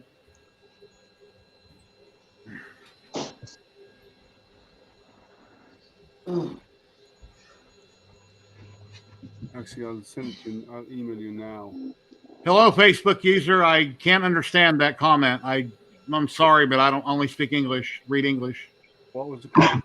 And on Facebook, if you click on the URL above the video, then we'll see your name in chat. Yeah, Mr. Petzel. Yes, sir. I know I've been trying to get in touch with you guys somehow. So what I'm going to do is I'm going to give you an email address that you can contact me at. So it's just one I use for little things here and there. It's not a big public one or whatever else. But if you got a pen and a piece of paper. Yeah, hold on. Brian Baker, thank you very much for the $5. You're awesome. Awesome. Thank you very much. I appreciate it. Go ahead. It's BRODYW101 at yahoo.com.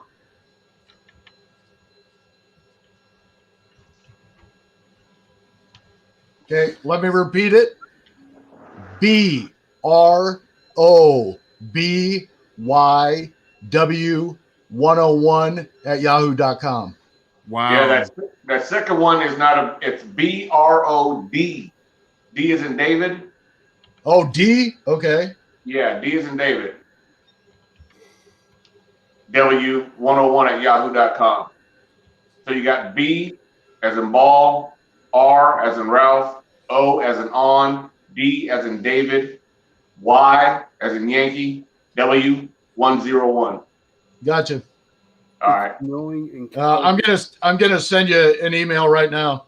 Just so you'll have my. Amazing. We've got snow in Canada. Well, it won't be long before we get it here in Michigan. Yeah, Brian Baker is from the First Layer. Him and Richard Cleveland up in Canada. They have a great YouTube channel, Facebook group, and they're on weekly doing videos. Awesome channel, the First Layer. I think it was 5 years ago I last saw snow. You should come over here. I've been for a while, about a year. Jerry, didn't you see my Facebook page with the snow? Yeah, your front yard was dusted. Yes. Yeah, it ended up. We ended up getting 2.5 inches, and it's gone today, but it's cold again. In Michigan, that's called a dusting. Yeah, it is here too. This is Iowa. Oh, okay. Yeah, you get wetter. Yeah, we get tons of snow. Yeah, we don't. It varies here, depending from year to year. But for the last couple of years, we've had temperatures that hit negative 36. We've had times where it was colder here than it was in the North Pole.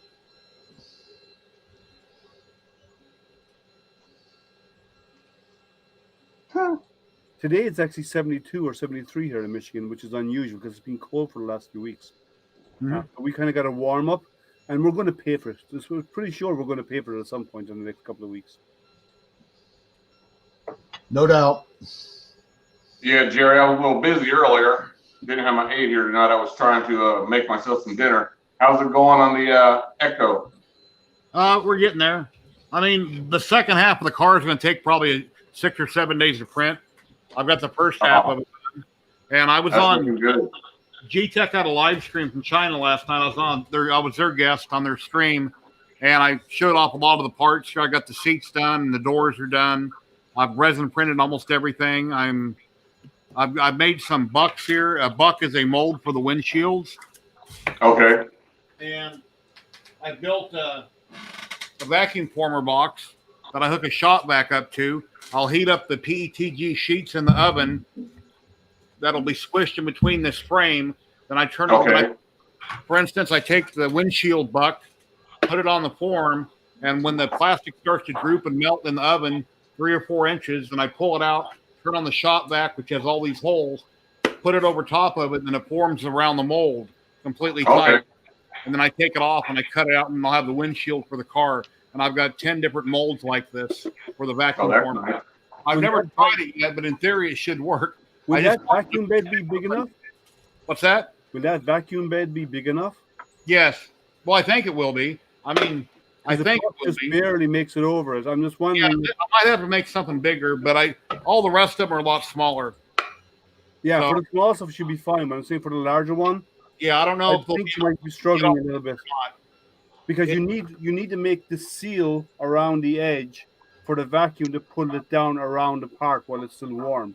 Yes. So if it's not big enough to be able to touch and make a 2 or 3 inch seal, you might be struggling to make it work.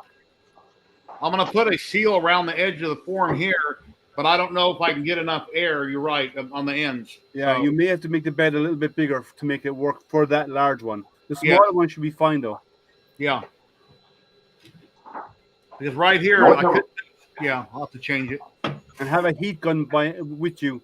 Because when you take it out and put it on it, it's going to cool down a little bit. So have a heat gun to keep it warm. Okay. And then just wear a glove and then wipe it down with my glove, I guess. Oven gloves, yeah. Yeah. I've done a little bit. The thinner the PVC is, the better, or the plastic you use, the better.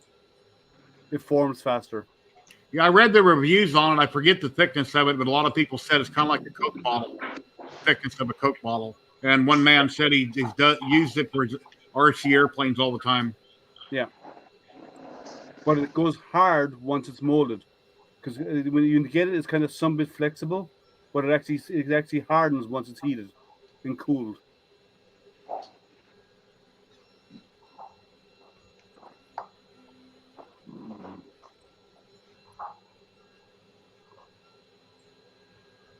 Well, Marcus grew up in Michigan. Well, I'm not obviously from Michigan. You can tell by my accent. We all start out in Michigan, don't we? People all over the U.S. have all kinds of accents from all over the world. Yeah.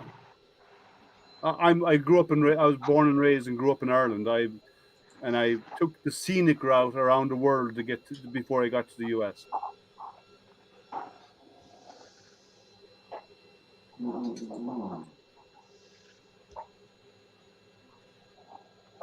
Anybody in chat have any questions?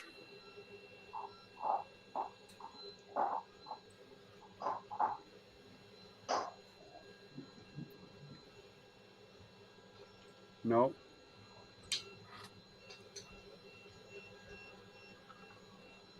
Yeah, I'm kind of running out of things to talk about. I had the live stream last night for a little over 2 hours, and I talked and talked and talked.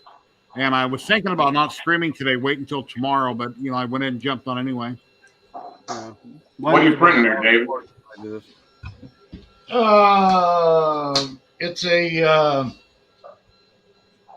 I got a something coming off of it.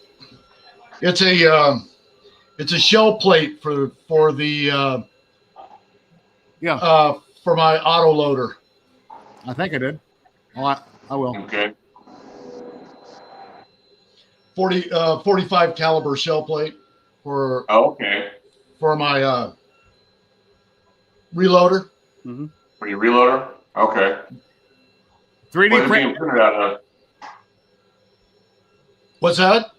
What are you printing out of? PETG. PETG.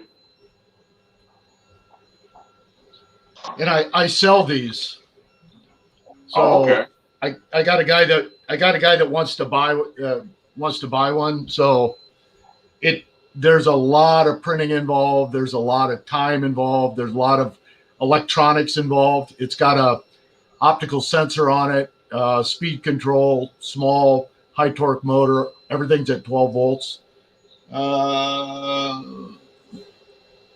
don't have a picture of it here, but I've got one out in my garage. Marcus, the Pawn Stars on TV. I've never been down there. I've watched the show occasionally on TV, and then I've seen some other shows talking about how most of that's fake with that particular show. But I have bought a bunch of Ender 3s from Nellis Auction. It's an auction house here in Vegas where you can bid on things. They're in Arizona, California, I believe, in Nevada or something like that. NellisAuction.com. But I've never been to a pawn shop looking for any kind of printer supplies or anything before. I've only been to a pawn shop maybe twice in my life. It's not somewhere I usually go. It's usually pawn shops mark stuff way up. Actually, the clearing houses for Amazon, you often get some good deals. Yeah, Nellis Auction sells Amazon returns, and sometimes you can get good deals, but usually people go, "Oh my God," and they would drive the price up, the price up, the price up. So you always have to wait till auction's about to end before you put a bid in. If you do it 24 hours early, you give people incentive to keep drawing the price up. Like on eBay, I've actually been nervous before where I'm sitting there almost shaking because you're waiting for the timer to get down to like 15 or 20 seconds and throw your bid in at the last second to get a good price. Yeah, but some people use automated pricing if they really want something. Yeah, I've heard of that. App that actually will automatically upbid by 1 cent every single bid that goes in. Now, I've done that on eBay to where I've typed in the price and I'll be sitting there waiting to make sure nobody's going to beat it. But what I'll do is I'll type in a little bit of a higher price and have my finger on the button so somebody puts in a higher bid, and I'll go ahead and hit that so I get it. 3D Print Newbie, I sent you a sticker, right? Yes, you did, sir. Yeah, I thought I did. My wife asked me if I did, and I said, well, I think I did. Yeah. Yep, I got it. Yep. Is your name Brody? No, that's my dog. Oh. My name's Milan. Yeah, my dog has his own email address. Milan. Like Milan. in Italy? Yeah. I sent you an email. So okay. you have my email address now, and you can correspond if you wish. Okay, that'd be great. Well, that's a good price if it's a good printer. But, David, I've never heard of that printer. I'll have to look it up. I'll write down the name after the stream, look into it. But, yeah, if it's similar to a quality machine and it works good, that's a great price. I've 310 by 310 by 400. Big print area. I've seen, as I said, I only found out recently that Sundu actually had a printer. But I've been on their forums, and a lot of people are bitching about them. So be careful. If you're buying one, be ready to mod it to get it to where you need it to be. Yeah, I would recommend before anybody buys any printer, go to that group on Facebook and see what people are saying about it, what problems or issues they're having before you buy one. Always see what people are saying about it first. Don't go off the reviews on Amazon as to what people think. Or go on to the 3D printing newbie groups or all those that are out there and ask questions. Has anyone used these? What do they think of it? What issues they had? Because do your research, guys, because you don't want to be buying a lemon, but you're going to spend the same amount of money getting it working to where you need it to be by buying new steppers, new boards, and all this. Do research first.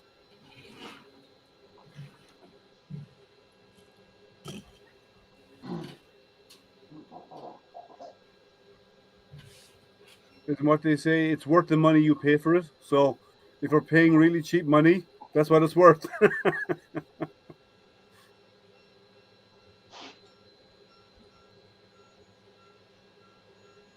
Jerry, how does the Ender 3s work with printing a PET-G? Works fine for me, no problems. PET-G, PLA. Yeah, I haven't printed with it yet, but I got some ideas for some things, but I haven't used it yet.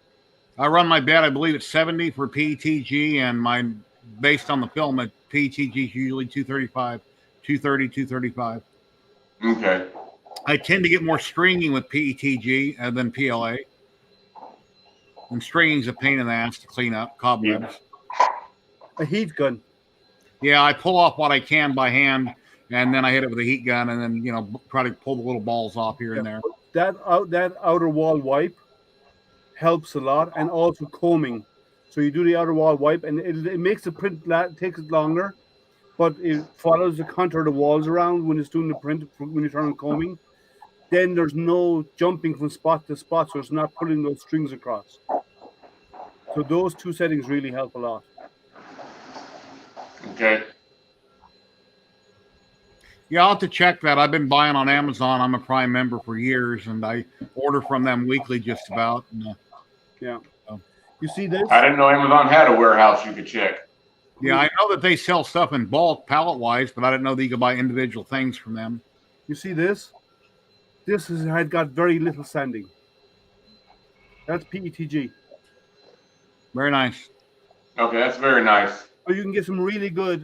Once you fine tune your settings, you can get really nice finish. It got a little sanding, a small bit of. I give it one light coat of filler primer, and sanded it, and that was it. And then I used then I airbrushed it. So the amount of paint on that is minimal. There's no thick layers of paint to fill it up or anything. It's an airbrush.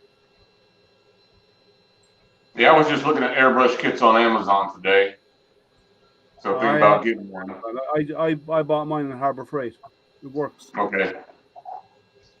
You get a Yeah, nice I got mine off Amazon for like $80 or $90, and after like 6 months, and I bought a better gun. I got an Iwata airbrush gun for it. Mine doesn't have a tank; it always runs, but I've never had problems with pressure dropping. And a lot of people say you should buy a tank, that way your airbrush isn't constantly running, and it might surge, which might affect the paint, disbursement. But I haven't had a problem with it surging on me. But if I could do it all over again, I would have bought a tank with it.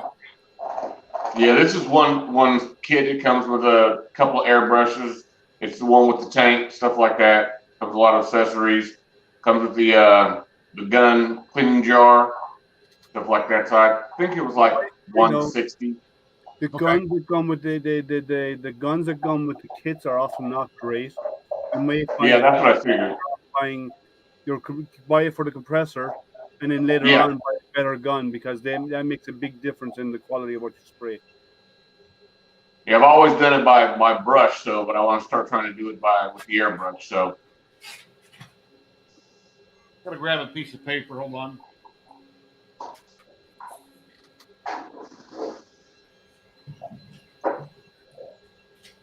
Ender 5 Pro on Amazon warehouse for $188. That's a good price.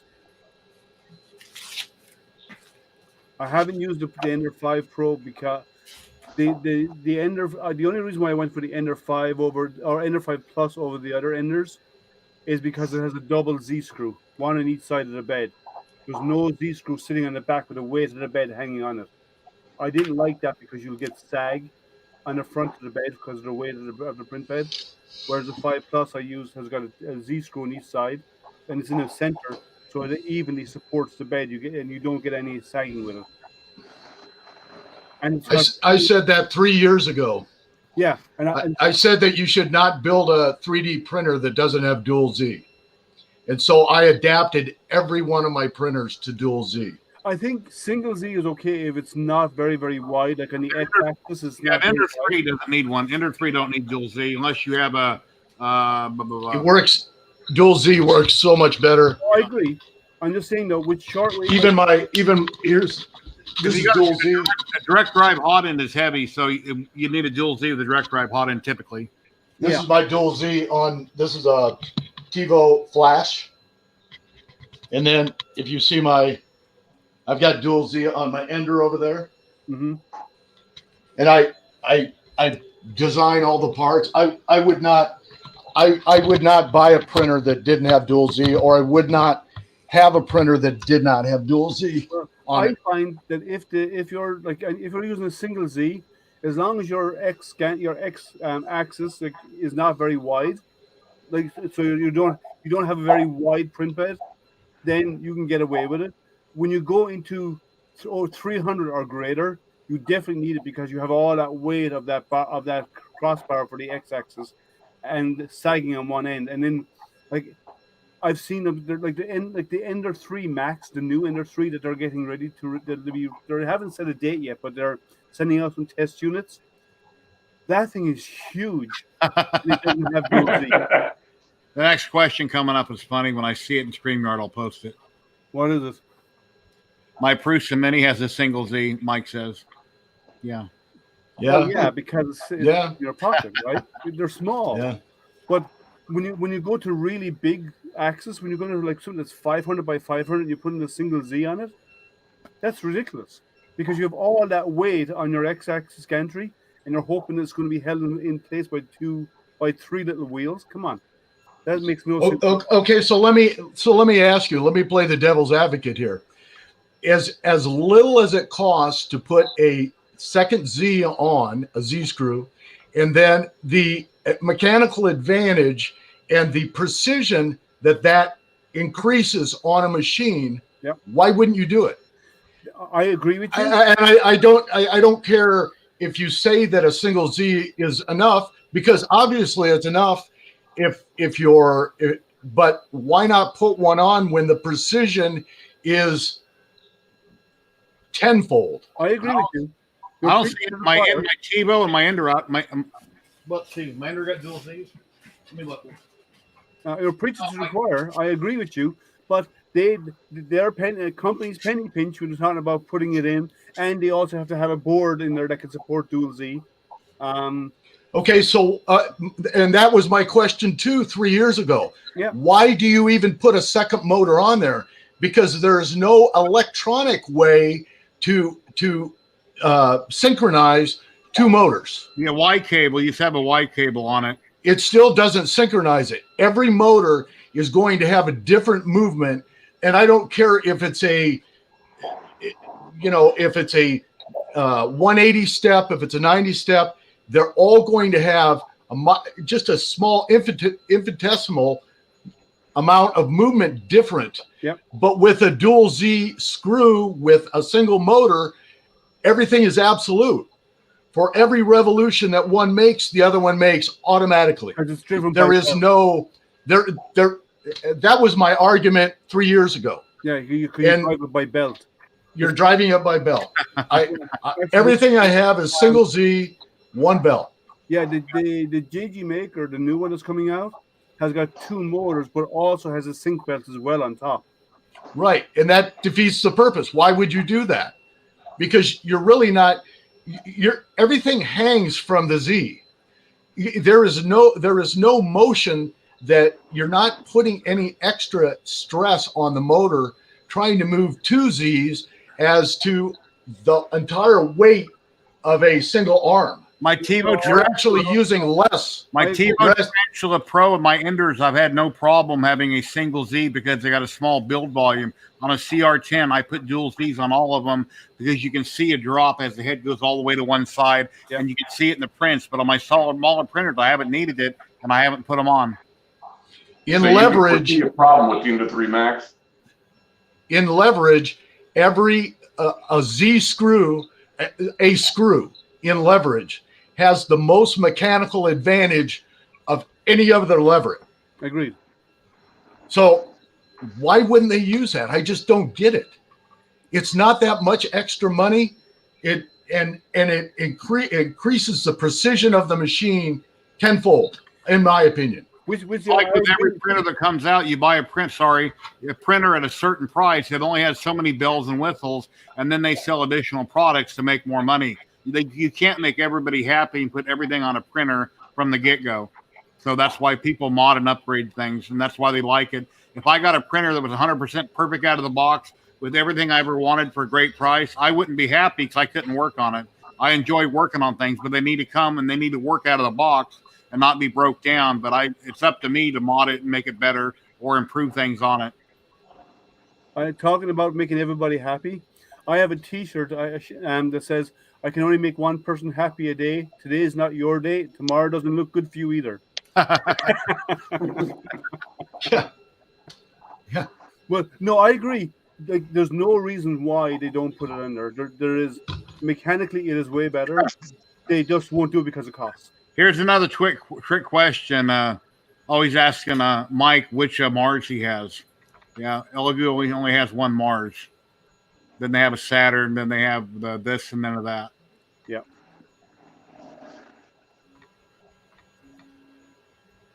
Yeah, someday my wife, if I ever pass away, she can take over. She keeps hanging out and listening to all these streams. She might learn enough that she can fill in for me one of these days. I would love to do a build video of some kind and have her on the stream with me, but she doesn't want to do it. That would be a good idea, actually. Have someone who doesn't know the hardware Yeah, to actually go through a build to see if it works, how good their it'd be documentation. great. Rui does that. Rui does that on all of his video streams. He has his wife come out and build the Rui Cabrai. During 3D printing pro. yes, Okay, yeah, I didn't know what his name was, but I watch his videos. his and he's got he's got a lovely wife. Yeah, And she's got beautiful hands. So in the videos, it's just like, wow, Rui. Yeah.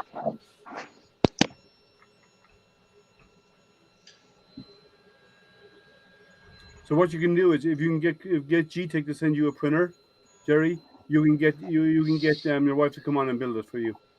yeah, maybe. See, Liam, I didn't even know G-Tech made filament because when I designed my Pets Fang, the G-Tech community wanted me to design it for the A10 and several of the other that were just coming out, and I didn't even know they made filament. Their printers were actually pretty decent when they first came out. I don't know what they're like anymore, but I know the connection on the top was always an issue. The multi-port connection. Yeah. Read that comment, everybody. My wife said that she would do that. That's my wife, Betty Boot 45. She said that they sent me a printer. She'd probably help me build it on stream. I think that's what her comment is. Yeah. I'm okay with that. Okay, Betty, we're going to hold you to it. Yeah, I actually didn't know they print. I've heard a small bit about their printers. I knew more about their filament than their printers. So I'm the opposite when it comes to G-Tech. Yeah, yeah. And when some others then are actually, G-Tech are going live right now. G-Tech. But the same, but with Sunlu was the opposite. I knew about their filament, and I didn't even know they had a printer until I came across it one day. I went to their site, and I came across it, and I saw they had a printer in there. So it's a bit strange. And then every 3D printer, every printer manufacturer out there seems to be doing their own branded filament. I wonder who they're OEMing it from. I know they're not making it themselves. So I don't know who their manufacturer is, but some companies do, like ZYLTECH. I might have them on next week. They're out of Texas. They own the plant in China that makes the filament. Their employees, their formula. So ZYLTECH, it's their brand. Because I thought it was just they were buying from a random person, putting their label on it. And they said, no, with our filament, we own the process. Yeah. Do we have any filament that's made in the United States? Yeah, a Printed Solid. He makes all his own filament. Dave, with Printed Solid, he's on a lot of live streams, hanging out constantly. Yeah. And he might be here watching, and he just hasn't commented because he's on a lot of streams a lot. IC3D is made in Ohio. It is. Yeah. Okay. It's manufactured in Ohio. So they're a local company. Yeah. That's nice to know. Yeah. But there are a few. Most of them are overseas, but there are a few, and there's a few in the UK as well, and there's a handful around Europe, but not many. It's an expensive process. It's PLA is corn. It's corn based. It's not really biodegradable. What they say about it being biodegradable, it's a very marketing twist on what it can actually do. It's corn based, but it doesn't biodegrade. You have to shred it up, and you have to spray it. I can't remember the chemical name, but you have to spray it with a chemical to cause it to break down again for it to actually be really biodegradable. Naturally, it is not. There are one or two companies out there that actually will buy it off you. You send it to them, and you pay. You buy a box from them, you send it back, and they will actually take that and actually will treat it and break it down. But they're based in Germany. There's nobody in the US that does that. Really? Yeah, I know. So what's the guy? Stefan, is it? What's the name of his channel? The guy in Germany. CNC Kitchen. That's him. CNC Kitchen. He actually took. I think it was him that took PLA, and he buried it for a year, and brought it back in, and it looked the same as it did the day he buried it. and then he did others for somebody else did it for 2 years, no change. Very Really? Yeah, the additives prevent it from breaking down. There is a treatment process involved in making it PLA really biodegradable. I suppose after 1,000 years it will eventually break down, but over the space of 5 or 10 years, that benchy's staying in your backyard for the next 10 years. It's going nowhere. Yeah.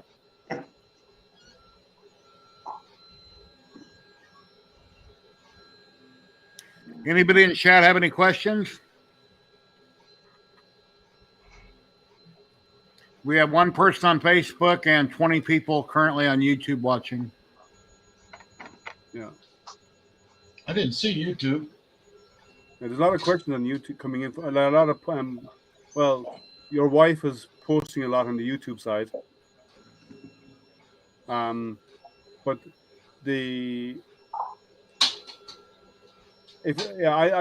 one comment that was made about mechanical prints.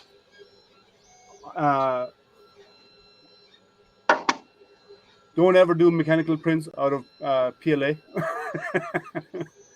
And if you want to keep anything in your car, especially if you live in Texas, yeah, it'll melt. Don't do anything out of PLA because it'll just end up in a mess. It's sagging on you. Yeah, it'll just droop all over your dashboard. Have you guys printed much ASA? I've done a little, but not much. No, I never have. I don't have need for it. I mean, it's supposed to be high temp, and you're supposed to be able to vapor smooth it. Yeah, and it doesn't have the toxic fumes that ABS has. Well, that's why I use PETG, because I see PETG as you get ABS and you get PLA and they get together and they have a kid. The kid is PETG, right? Because it's the best of both worlds. I like PT. Yeah, all the almost all the properties of ABS without any of the fumes or any of the danger or any of the carcinogens released into the atmosphere. So I would just like to be able to vapor smooth it. Yeah. Nanopolymer. I got a sample here about a year ago. It works really good. As you can see, I went to remove a print. I watched the video on the website, and they said for ABS and PLA, once it's done and cools down, you can easily remove the print. It got done overnight, and I went and tried to remove the print, and it wouldn't remove. So I took my Build-Tac spatula, which is paper thin, and tried to get under it, and I popped the glass, and I did that. So then I heated it up to ADC, thinking if I got it hot enough, I would get it off, which I didn't get it off. I contacted the company. They said, well, you had too much squish on your first layer. It was bonding in there too much. You had too much squish. There's a new stuff. I'm trying to remember the name of it. You put it on, and hey, Mike, how you doing? ABS cold on a cold bed. Yeah, I applied it on a cold bed when I put it on. Well, no. This material, you put it on. I can't remember the name of it. It's a new stuff that's out there. You put it on a cold bed. You get great bed adhesion. You can print your ABS or whatever you want, or carbon fiber on a cold bed. Obviously, you need the enclosure, right? Because you don't want the drafts. But you print on a cold bed, and to release it, you heat the bed after the print is done. By heating the bed, it releases it. Now, I've seen videos of this stuff. Some people say it releases easy. I've seen other people, and they're almost looking like a hammer and chisel to get it off the bed because the stuff, when you heat it, it's really tacky. But it does come off. It's like half-dried PVA glue, right? It's really sticky, gummy. I saw a video the other day that Joe Telling did. It's like his Friday mail or something like that. And a company sent him some stuff like this in a tube. It's like an orange liquid color. Yeah, that's it. And the bed is cold. Yeah. Put it on, you print. Then when it's done, you heat the bed up and it'll release it. It doesn't release as well as you'd think. Apparently, it's really hard to get off. I've seen some videos. I saw a guy who did one, and he was using a spatula to remove it, and he was like this, wiggling it in underneath the part. Like it might as well have been in cement. And it was like on a heated bed to take it off afterwards. But apparently, it allowed you to save money because you don't have to heat the bed for hours while you're doing ABS or any of those other high temp materials that requires a very hot bed. Hey, Mike, never let the machines win. Thank you for joining us. How you doing? Not too bad. I've never been to Vegas before. This is awesome. Yeah. And I'm not going to waste any money. This is great, unless you guys make me buy shit. Yeah. So, you Yeah, know, we got a similar shirt on. Mine don't have any words on it, but orange. all you need is a Cricut and a heat press, and you're good to go. Well, did you see the video about 3D printing TPU straight onto a T-shirt? Yeah, who's got time for that? Really cool. Come on. They only did 1 or 2 layers, and they 3D printed TPU straight onto a shirt, and it worked. A Cricut's $150. It's way cheaper than any of my printers are. But And I can't print TPU worth shit, so. Yeah, I see every Sunday night in StreamYard, I see you commenting. That's usually where I see you at. You usually don't pop up in streams much. I just go in there and try to get my point across. You know how it is. Yeah. Make fun of the people that keep asking for Instagram, to live stream to Instagram. Why? And people don't want more than 10 people in chat. I've had 10. It's hard to manage 10 people. And I'm okay with 10 on screen, but they also need more in the green room, so that if you're doing something where you've got like this many people up, you can still have half a dozen people waiting their turn. That's where they need to. Well, there's a bunch. I've talked to them a couple of times. I've talked to Dan and stuff, and what's her name, Marisa, about what they need to do to step it up a bit. But when people send me pictures, I want to be able to organize them in case they're out of order. I want to drag and drop them and rearrange them like on Facebook. Well, do you know how you can fix that? You can only if you use StreamYard as it is, as a streaming service. What's it called? Zoom. You can keep people in a waiting room on Zoom, and you can stream from Zoom to StreamYard. But Zoom sucks. I like Zoom. I hate Zoom. I do a lot of stuff like online webinars and stuff for science, and I do it a lot for work, and I use Zoom a lot. And you can have Zoom streaming to YouTube or to Facebook, or to StreamYard, and StreamYard will then go out to multiple sources if you want to, and you can hold people in a waiting room, so you can bring someone in and move somebody in and out of the waiting room, so you can control what's actually being displayed. But the reason that I like StreamYard is because almost anybody can just click the link and they're good to go. Yeah. Zoom, you got to dick around with shit. You got to put in passwords now. It's just too much crap. Well, you don't have to do passwords. You can put them into but you kind of have to, because Zoom's a target. So if you want privacy, you kind of have to. Yeah. But, you know. Jerry, I need to drop off. It's 9 o'clock and I haven't had dinner yet. All right, Liam. But I'll pop into more of your stuff, and it's been fun. Yeah, please join me over on Facebook. Join my 3D printing group. I'd appreciate it. And subscribe to me on YouTube. I thank you very much. All right, man. Take care. Nice seeing you, Liam. Take care. Nice to meet you. Yeah. Bye, guys. Bye-bye. Awesome. Who asked about my Mars? The original one, the first one, and another one a few months later. Well, I know somebody said which Mars you have, and there is only one Mars. Well, there's a Mars Pro too, but oh, okay, yeah, that's and a true. Mars Not being camera. 2 or something. Sorry. Yeah, when I get my next resin printer, it's either going to be the Saturn or it's going to be what's the other brand that is about the same that's came out. Anycubic's got one that's kind of similar by the looks of it. Mono X. Yeah, that Joel showed last night. Yeah, I missed What it. do you have, TK? That was crazy. I've got the Photon Mono. Stop it, Daddy's time. The classic Photon.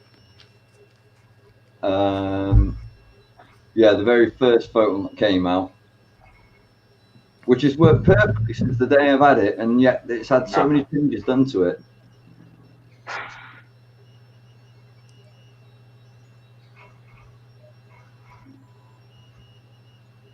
Yeah, usually we're talking up a storm, but I'm kind of all talked out, so I'm sorry. There are the dogs doing, Jerry.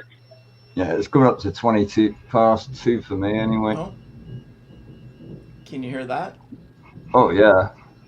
Yeah. Electrical storm here tonight, so we'll see how long this all lasts. Yeah, Tim TH3D was on a couple nights ago, was streaming real late, and the thunder cracked, and it was really loud at my house. And he's like, well, I got to stop. all his camera blinked out on him. He got off phone. I only got one printing running downstairs because the Chiron screwed up again. So, How many printers do you have, Mike?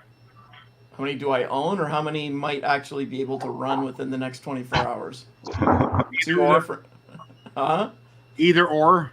That could run within the next 24 hours? 4 maybe. Well, not counting the resins.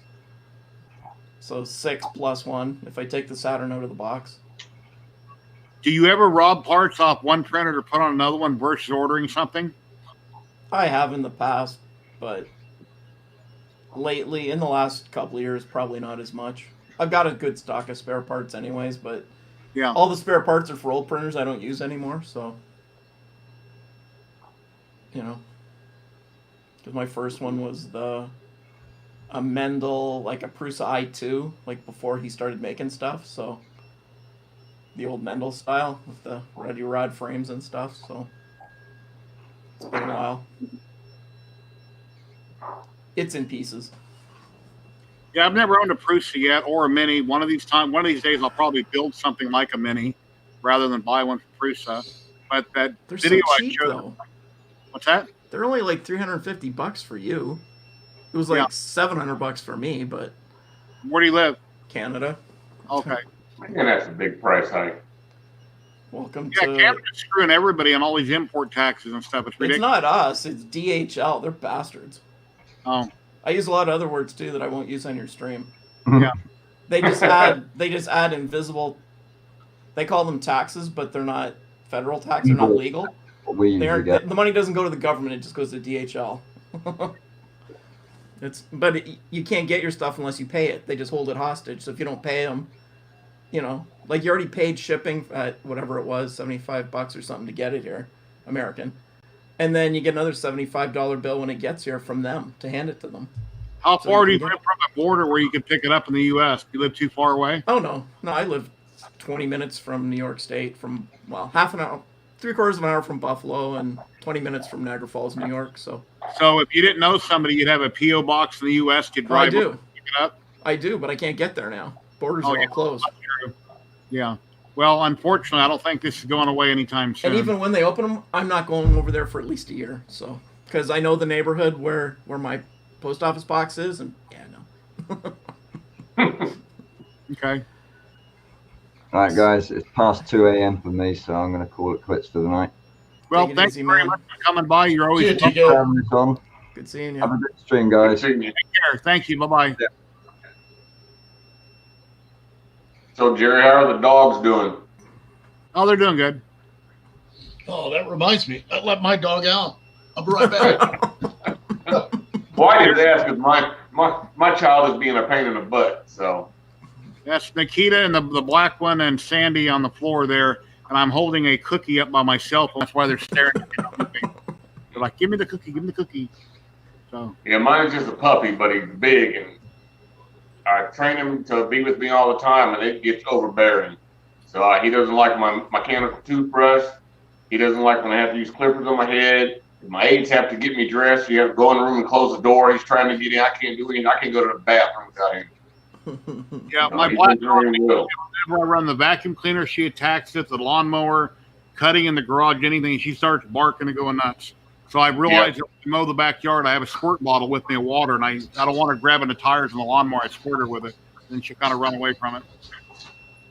Nah, you can't squirt him with water. He likes it too much, so he likes to get in the shower. Yeah. You know, the only thing he doesn't attack is my wheelchair. So, and when he hears it start to move, he's up and running right behind me. And he likes to go for rides on it. He steps up on the pedals with his hind legs and puts his front paws in my lap, and he goes for a ride around the house. So, Nice. but yeah, he's a spoiled rotten little brat. So I don't know. Well, let's see. Right. Let's see. Huh? I'm kind of look like Mike here, don't I? If I have a little more, let my hair grow out a little bit. Hold on. How many See you pair of down there, glasses can Jerry. you put on? There's my puppy dog. Yeah, see him down there, Jerry. There he is. Brody. Okay. Nice. Pretty girls. Now you did it. Yeah. Damn name. Yes, I know, but this is Dad's time. I said, yes, I know, buddy. He's just a year old, so we're both Leos. My birthday's the 1st, his is the 10th. Cool. You're a good puppy dog. Okay, go play with the bone. You're a good puppy. I ain't got next to it. Here's my car I'm working on, Mike. Ghostbusters. Are you working on one? Yeah. Nice. Yeah. Matthew Nicholas is doing another one, but Yeah. he's a lot further along. He's a couple weeks ahead of me. Yeah. I've got at least another 6 days or so on the back half of the car. Wow. Nice.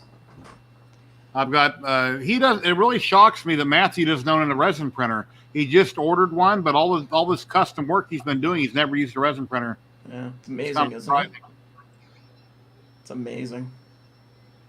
Now, is there a different form of an STL for a resin printer than it is for an FDM printer? People design them that way, but they're basically the same. Usually, SLA file has more detail in it. A designer will put more detail in this file versus that file. They might pre-slice it, add supports, hollow it, but typically anything on FDM you can print in SLA, it'll slice. Put it in a program called Cheetahbox. The current version of which is not great.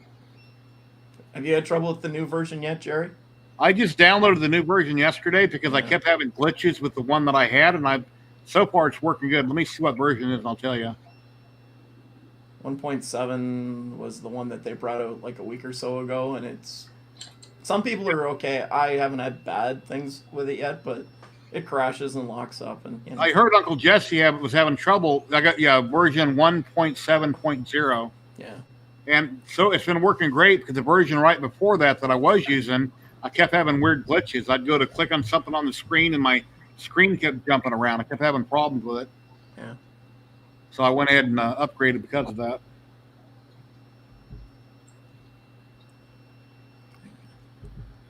I tried that, what is it?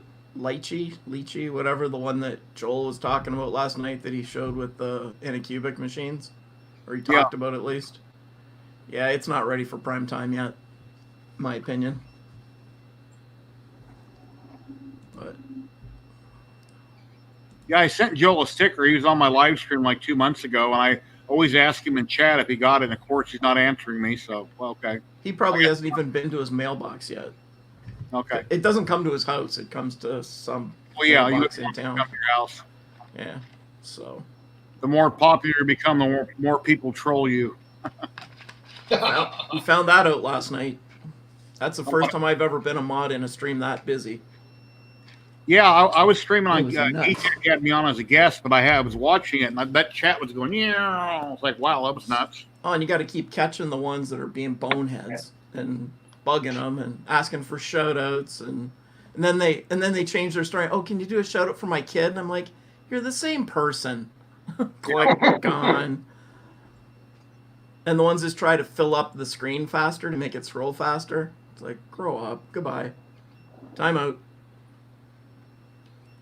But at some point, YouTube took away the ability for us to actually kick people out, I guess. Or he's got it turned off, one or the other. But we get timed out. There was some people were timed out for half of the stream. I got trolled here like 3 or 4 weeks ago. I let some random people drop in the stream, which I usually don't care. And they didn't do anything wrong, but it was getting ready to head south, so I bumped them out. I laughed about it. So. Oh, I remember that one, Jerry. The one where you got the dancing turkeys or whatever else, and yeah, and I had something else behind the turkeys starting to pull up. Yeah. Yeah. Yeah. So, what other hobbies do you have, Mike? This is the big one, 3D stuff. That's my biggest thing. I haven't got time for anything else. What'd you do for a living most of your life? Are you retired now, or are you still working? Oh gosh, no. Unfortunately, I'm still employed. I've been working from home now since mid-March, so which is good, but you know, just makes me remember that I've got so many other things I'd rather be doing here every day than that. But can I ask what work you do? I just do IT stuff. It's an engineering company. We've got 4 or 5 offices, plus people traveling all over the planet usually, which are kind of slowed down now, but they've still been traveling around the world during all of this as well, because we do work for essential services, so we got all the paperwork to move people around. But so because of that, I'm staying here, where I'm not near any of them. So, but like where I sit doesn't really matter for my job. So, because most of the stuff I do is remote to the other offices, helping them with stuff anyway. So it's worked out so far. But if they fired me tomorrow, I'd be okay with it. What kind of dog is that, David? That's an English cream golden retriever. We've had golden retrievers all our lives, and she is the English cream has better hips than the regular golden. We've had a lot of goldens, regular goldens, and they all ended up with bad hips. So the English cream, a little broader face, and the hips are incredible. So she'll live forever. And she's incredibly smart dog. Mm-hmm. And she's Yeah, tired. with the larger breed dogs, you have to get the food that has the large amounts of what is that, glucosamine? She's a good. To help She's a with their good hips. dog. Yeah. They have a hip dysplasia, so Yeah. so it really isn't the cartilage. It's just the way the geometry of the hips, and they end up getting arthritis and then typically just arthritis, and they can't even.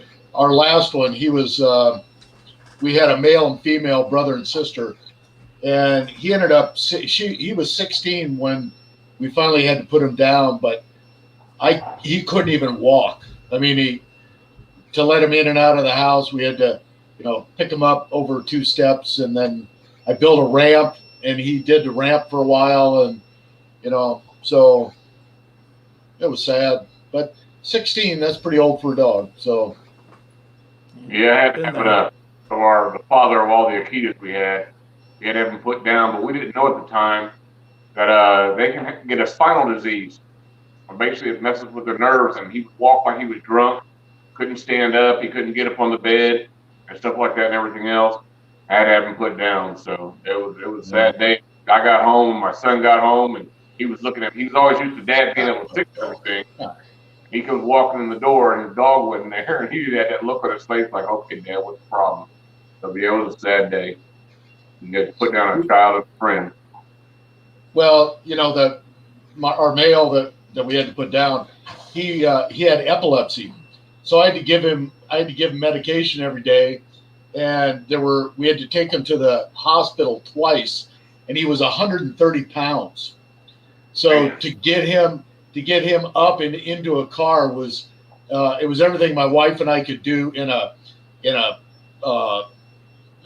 big sheet to lift him up and get him into the back of a car. Yeah, that's a small human right there, 130 pounds. It is. Yeah, he was a big boy.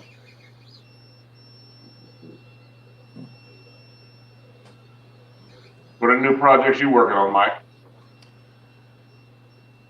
I'm just looking around. Usually there's more of them laying around in front of me.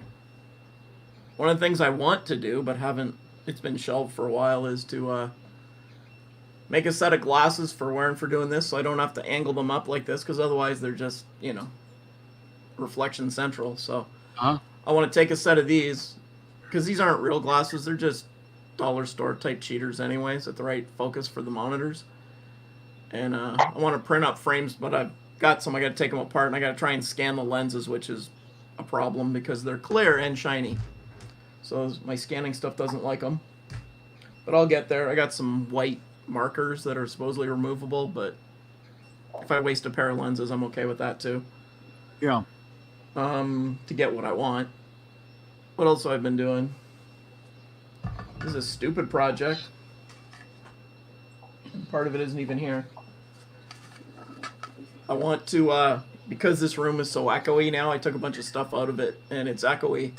So I want to use the moving blankets to deaden the sound in here, just cover up the walls a bit. So I made these up, and there's a pin that goes in here. You slide the blanket up from the bottom, and then it holds it from falling down. And that way I can take them down to get rid of them if I have to, or to use them to move stuff, which is possible with stuff of a kid that always has to move a friend somewhere. What else is happening? The computers I gotta fix that I don't want to do. I've been playing with the Nomad app on the iPad for doing 3D stuff. It's kind of like ZBrush Lite. And it's kind of handy because you can use it anywhere around the house. Don't have to sit here. Now that I work here all day, sitting here at night is kind of a, less fun than it used to be sometimes. Are you married? Oh, tell me about it. I know. Not anymore. No. Nope, just me. And my dog passed away in August, so it's just me. You need a roommate or girlfriend to keep you company, or another pet. No. I don't get enough shit done now. I don't need anything else to take up time. Okay. So, yeah, that's. I'm trying to think what else. The usual I killed a audio mixer a while ago, so I had to buy another one. So that's why I can't do any streaming for a while. But I've got another one now, so that's good. So I'll get back on track hopefully. And I've got a couple of printers to build that I want to do stream, so should get off my ass and do that. But for a while there, it was really hard to find a time when nobody else was on. There was a couple times I'd get ready and like 7 o'clock at night, and next thing you know, 2 other people would be streaming. I'm like, I'll just wait. The world is a big place, and there's so many people. I know there's a small circle of everybody that knows everybody, but you can't base your life and when you're going to stream around what somebody else is doing. Just go live. Do what you got to do. It's too hard to try to figure out when I did or when I didn't, or when can I, or when I can I not. It's usually random. That's my thing, is I can't plan and seem to make sure that I'm going to do it at a certain time. So it's, best thing you do is just don't check to see who's online. Just do what you got to do. And then it's like what Dan was saying last week. It's like going to the bar. We're all at the bar. We're having fun. Yeah. So. Yeah, we're social distance. Yeah, we are social distance. And I'm an only child. I was made for this. All my friends are online. I'm retired. I have no friends outside of here. I don't associate with anybody because I don't work anymore. I mean, I've got my family, and my son and my grandkids and my wife that lives here, obviously, unfortunately. But anyway, I don't associate with anybody anymore either. Yeah. My VA rep, he wants me to start a YouTube channel. I was like, nah, I'm good. It's a lot of work. I mean, like running my Facebook group, I got a little over 5,000 members now, and it's keeping up with posts, and then I repost ads and stuff on like Thursdays in order to help myself out, affiliate links. It's just real time consuming.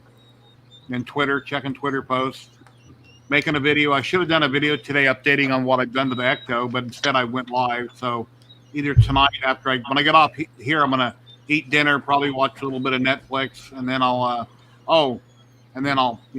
do a video. Russell Crowe came out with a new movie. If you like Russell Crowe, he's a great actor, but he's a really evil SOB in this movie. He's just a cold-blooded murderer, and it's I was getting ready to go on ZYLTECH's live stream last night when they had me on in China, but I was watching that before, and I had to stop it because I wanted to be in a good mood when I got on the live stream. He's really an evil person in this movie. What's the name of the movie? I'd have to go look. I can't remember. Is it on Netflix? Trying to remember. I don't remember what it was on, but he's really an evil person. Russell Crowe. Is this a new movie or an older movie? Yeah, it's a new movie.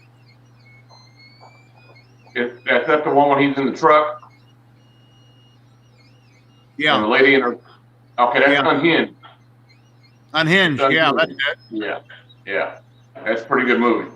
Yeah. I'm like the person, I'm like the lady in the truck. The guy in the truck doesn't move. I might beat my horn, but if he just keeps sitting there, I'm going to lay on it and I'm going to say, fuck you when I go around him. And then this happens. Then he pursues me and tries to kill me, whatever. But yeah, it's a great movie.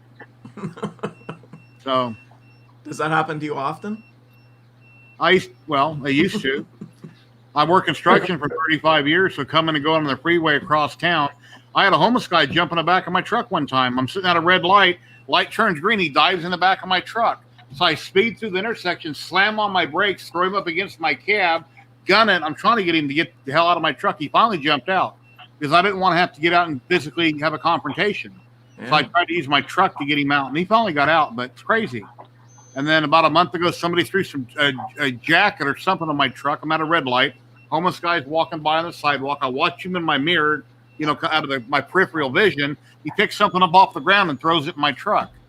So I get out and I called him everything I could think of, and I threw it back on the ground. So, yeah, people are strange. Yeah, they are. So, What do you throw in your truck? an old jacket or something off the ground, a sweater or jacket. Yeah, I don't know why. I didn't say nothing to him. He just walking by me. And then I'm at another intersection. I'm making a right turn. I wait for the lady in the crosswalk to get almost halfway. I make my right turn. As soon as I turned right, I was nowhere near her. She starts flipping me off, cussing me out, taking a picture of me with her phone. I want to back over those people and run over their head. Like, come on. They're crazy. It's like, where's Walmart? Where'd you just walk out of the door at Walmart at? I mean, they're nuts. Crazy people. Where is your humanity, Jerry? Come on. So they brought a law in here about a year or so ago that you have to wait until pedestrians get all the way across before you can turn on a, she at a light. Didn't have a walk sign. The light was green. It doesn't matter here in Toronto. They just walk across wherever they want. But Yeah. but you have to wait for them, whether they're crossing against a light or not. You have to wait. Well, in Toronto, you can't do that because cars would never be able to move because there's so many pedestrians. If you had to wait till everybody got across, you get like one car per light change. Yeah. And it's bad enough now. So I'm glad I don't go there much. My oldest son lives there, but it's, Her response was that I almost hit her, and I waited till she got far past my truck, and then I made my turn. I didn't gun it. I didn't burn my tire. She was just having a bad day. Yeah. So the kids in this town think during when all the protests were happening, the kids in this town thought it was, in their infinite wisdom, it was important to shut down the interstates. So they would go and stand in the interstate where there wasn't any light. And we had several people that were hurt. It's like, I remember what that. is up with that? Yeah, Here in Iowa. This comment from my wife here, what happened about when we went out to eat. I used to have a 2008 Toyota Tacoma, and we're going to go out to Chili's to eat down by Samstown Hotel, which is 5 or 6 miles from here, not that far away. So I drank a beer before we left because I wanted to have a slight buzz, so I wouldn't have to buy alcohol when I got there. Okay, no big deal. I won't blow over the limit with one beer. But on the way down there, I'm doing 5 miles over the speed limit like I do everywhere. A cop gets alongside me, he kind of chirps his siren slightly. So, okay, I backed off. No big deal. And I said, well, if I get stopped for any reason, I don't want to go down this other road. I'll be in a remote area with nobody around. So I went down a populated road. 2 or 3 miles later, now I see there's 3 cops behind me. And then they pull me over. Yeah, and I have dark tinted windows on my little Tacoma. So when I pull over off of Nellis Boulevard, I roll down all my windows automatically. So I don't want nobody to think anything. I want them to see in the vehicle, and it's at night. And of course, I get out and I walk backwards and turn around and pull my shirt up. And when I got out of the vehicle, my cell phone fell on the ground. And later, my wife said, "Why didn't you pick up your cell phone?" No, I don't want to die. Yeah, he's going to get shot. They cuffed me, and I shut up. I'm not going to explain anything to them because no matter what I say, they're not going to believe me. So then she had to get out, and she had to crawl over the hump in the truck. She's got a bad hip. And I told the guy, I said, give her a minute. She has a bad hip if she has to crawl over the hump. So she got out. They walked her backwards. Then about that time, the one guy goes, "Oh, I think we got the wrong vehicle. They were looking for a black guy with a gun in a vehicle like mine that was waving at people, supposedly when he drove down the street." And they finally realized it. Now I have 4 or 5 guns all aimed on me. If I do anything wrong, so I just shut up. They apologized. I went on my way. But, it was stupid. And I said, I was only doing 5 over the speed limit. And I figured that's why he pulled me over. He goes, "Oh, yeah, we take our speed real seriously here." No, 5 miles an hour, nobody cares. But anyway, I know. yeah, crazy. You never know. We used to go to Vegas every couple of years back in our heyday, and I remember some pretty crazy times in Vegas. I mean, I thought the cops were super nice. But running into hookers, that was always a fun thing. Yeah. But you're a tourist. They like you. Yeah, oh, God, yes. Oh, hell yeah. Like a menu. We do this, and this for this price, this price, and this price. When I was a kid, I used to go out in the strip when I was younger and talk to different hookers. It was a lot of fun. They just, run off all their prices and what they do for what price. Pretty funny. I love Vegas. I've been to Vegas twice. That's about it. Once to visit some friends and once to go gambling. So That's just like anywhere else, but they got all the lights and casinos, down across town from me. I live next to Nellis Air Force Base up on the hill. So, but it's nice. You can go to 7-Eleven. You can gamble $5-10. They got video poker machines. I think they're still shut down because they were at CVS, but it's nice having a convenience. If you want to gamble, you can. Some people are lucky. My son's real lucky with winning at different bars, but I'm usually not. So I don't gamble much. Maybe $20 every couple of years, if that. That's probably my limit. you can gamble at CVS. Yeah, they got slot machines in CVS. Yeah, Walgreens don't have them. CVS does. Albertsons don't have them anymore. They don't have them. They used to have them. But yeah, all the 7-Elevens have them.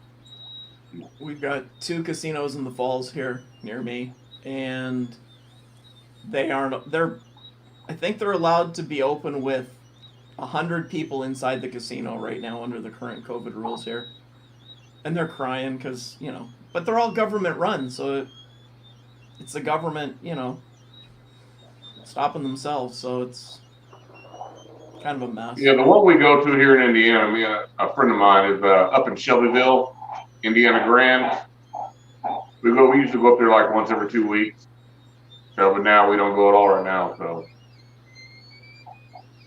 Well, we've got a whole bunch of casinos by us here, and what Iowa did was they set the gaming, but they set it on riverboats, and so then they decided that, and the riverboat had to go offshore every so often so that it would be considered a riverboat. Well, the guy here locally found a big body of water that's about 30 minutes from us. So he just built the casino on kind of a island inside that water, and it passed. So now we've got this beautiful, huge casino. Chicago in a couple places. They got the river boats in Chicago, but they're basically like man-made lakes, like you say. Yeah. And they build it on there. And our casino is, it's not a Vegas casino by any means, but it's fun. I've hit some pretty big jackpots there. Yeah, my biggest win was Brody, knock it off. My biggest win was back when American Pharoah was racing. And no lie, I had a dream one night, and all the numbers came in my head. So me and my girlfriend at the time, we drove to Shelbyville, and I did the trifecta and I did the super trifecta. And I picked all the horses that came across the line 1 through 6. Wow. I was the only one to do it. So we did that. We went home with 5,800. Wow, nice. Yeah, it was a newspaper article and everything. So they took pictures of it. It was kind of funny because as soon as the last horse was Ocho, and as soon as he fell right into place and went across the line, I turned and went back, went up to the counter, showed them my ticket. They were like, "No, you have to wait till the final cut so the guys put everything in and stuff like that." I'm like, "Okay, I'm gonna go over and get a drink." She goes, "You might not want to do that." And I said, "Why?" She goes, "Turn around." There was like 500 people standing behind me. I was hugging that counter like a long lost lover. I wasn't going anywhere until I got my money. But yeah, other than that, we normally go just play blackjack. So we got that rule. If we take 300 up there, we're going home with 300. So, and that's our rule. So never go home with less than what you came up there with. Could you imagine if one of us won mega bucks, you won $300 or $400 million, what you could do with that? Oh man. I wouldn't donate to charity, but I would love to spend the rest of my life helping people out that I know or I met and buy them things that they needed and see their reaction. and then you could just do a video about it, post it on YouTube if you had time, or if you still cared about YouTube at that point. But I definitely would not physically give the money to a charity, because no matter how much you give them, they want more tomorrow and next week. You could give anybody $1 billion for a charity, and they're never going to find a cure or stop collecting money. That's their racket. But it'd be fun to help people. Yeah, exactly. But I was like a few years ago with the Hoosier Lottery. That lady, she was in California. She was a nurse, and she took home $380 billion. They said she walked into work and says, "I quit," and walked back out. Yeah. She could tell they knew it. They knew it was the reason why she quit, but they didn't know she won. But they figured it out. So, but I mean, I seriously, even 5 million. I mean, you can figure out doing 5 million, but you start talking about hundreds of millions. Yeah. That's going to get people in trouble. That's just trouble staring you in the face. Hello, Dan. How you doing? Dan's trolling us. Oh, thanks, Dan. But I already got 2. Got 4, but okay. No, yeah. There's been talk about that before, that we could just, get an island somewhere or build a big 3D printing commune, and I don't know. Dixon, how's it going? It's going good. How are you guys doing? Oh, pretty good. Good. Always learning something new from you guys. Oh, we learn from Really? you. Everybody learns from everybody. Not everybody knows everything. There, we got rid of that. So what are you working on today? I built a couple days ago. I built 3 printers, 3 more printers I got to have for a job coming up. And then my 2 stepper motors went out on my 40-watt laser. One was grinding, and the other one was old. This is a real old. They call them 40Ks now, and mine I bought 20 years ago. So I took the stepper motors out, and here they're unipolar stepper motors, so everything else is bipolar. So I ripped that out, and then I had to put new controls in it, so I put an Arduino in there with the ramps and Gerbil, and I got that all running again, and then I calibrated it. But I got 3 more printers, and I actually I had a King Rune printer for my prototype machine, and it ran so good I bought 3 more just now so I can get ready for a job that I got in November. Mm-hmm. But so I'm busy all the time. That and work. I'm not real chatty today. I'm kind of tired, so I'm just kind of hanging out and listening to everybody else. Here's a new piece. Here's a new piece I designed. What's going to happen? I think I can show this. There's 3 pieces to this part right here. This slides up and down inside the cylinder, and this piece has got the spring with this piece. What this is going to do is I have a robot so I got to make a whole bunch of these parts. This is going to screw together like this and hold it together, and then people used to put these together by hand, these bottle caps for bottles and nipples. Uh-huh. And the robot will drop the nipple in. These will go down a conveyor at the same time. And then it's going to drop the cap in. And then it drops that cap on there. And then it goes down and it snaps it together. Cool. And that nipple cannot be, it's just the right amount where it doesn't stretch it out and it misfires. And then they go off the end of the conveyor and they drop in a box where we have people doing this by hand right now. So I'm gonna have to make a couple hundred of these. So to get them done in time, I got 3 more printers that I put together. How many can you print a day, do you think? Shit, I gotta look at that yet because I gotta give them. Thank you, Dan. Awesome. Thank you very much. I gotta give them the quote and everything, and look at. I always weigh all my parts so I know exactly how much PLA I'm using.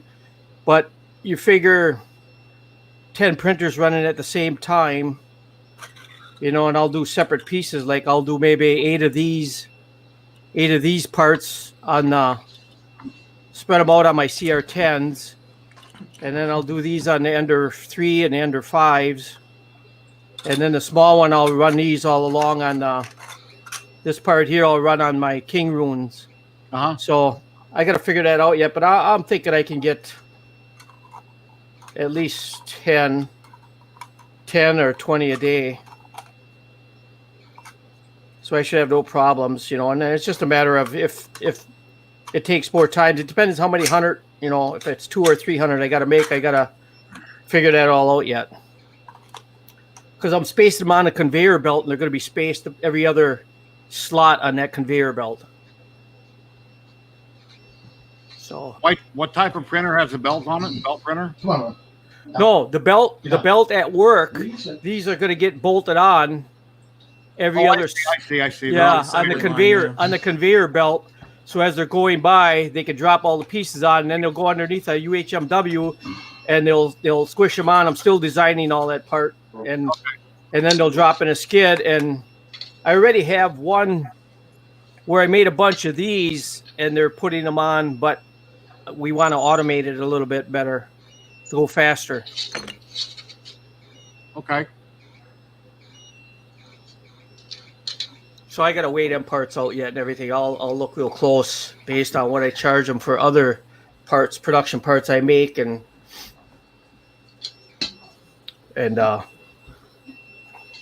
see how much I can get per unit. That's one project I'm working on. Hey, Dixon, you remember how we were talking about old stuff the other day? Yeah. So I was going through a whole bunch of I was going through a box of old computer stuff that I had, and I found like original copies of SUSE Linux, yeah, like, and so I found this. Did you ever have one of these? No, not like that. No, that's and that's like, and it's like brand new. I think I only used it a couple of times. Yeah. This is how you would read your flash memory back in the day. Yeah. I still have the little square ones. I forgot what they call them that you plug them in. The little hard square. It's like a gigantic SD card is what it's like. I still have a bunch of those. Floppy disk? No. No, not the floppy ones. I got they're before. It was Sony, right? They're just after the floppy disk. Yeah. The little hard. Weren't they like Magic Disk or something? Flash drive or whatever. It wasn't that. It was even before the zip drive. We still have them in a couple old machines, but it's crazy. It's crazy, Dave. How we're similar with the. I know. With the RC and the. I still have my zip drives. I still use them. I wish I had. Well, I got rid of a lot of stuff. Oh God, yes. And I found a whole box of SCSI controllers. Yep, SCSI. I mean, I had tons of SCSI drive. How are you doing? You're more into the computer programs, which I do somewhat of that. Like Arduino is CC plus, a little bit of that and that. But I'm more into all the machine codes, programming machines and robots. Yeah. Well, how are you doing? Because I swore the last 3 winters. Now it's winters coming up again. I want to teach myself Python because with that you can build anything with the Arduino board, and then you can make these dashboards and watch it live. I'm actually I know SQL really well. So when I'm doing Python, I'm finding that. I'm finding it's really easy because of the functions, because all of the functions cross over. So, and then back when I was programming Fortran, and then when I started to learn C, I never learned it, but a lot of it's the same. Yeah, it's got to be the same but different. That's like all my PLCs on the robots and machines that I program. RS Links and Logix, Allen Bradley. Well, then I'll go over to Omron and Logitech or Logix, right. And they're very similar, but their timers and everything are slightly different. Right. Like like I used to write a lot of databases in Visual Basic. And so I'm looking at Visual Basic and then I'm looking at Python. And it's like, these look, you know, I mean, and now they have software that corrects the syntax for you. Yeah. So, I mean, back in the day, you had to run it and then you had to look at every line of code and then try to figure out every line of code. Yep. Software. It figures out the code for you. Hey, Mike, let me interrupt before I forget to say this. When you done the video for Alien 3D where you were going like this, Yeah. I was the first one, but when you came on, my grandson goes, "Grandpa!" There you go. When he seen you, he thought you were me. Perfect. That's funny. Excellent. Oh, and Yeah, Dominique, that was fun. I'm down here. I live in Indiana, but I came up here from Colorado after I got out the military.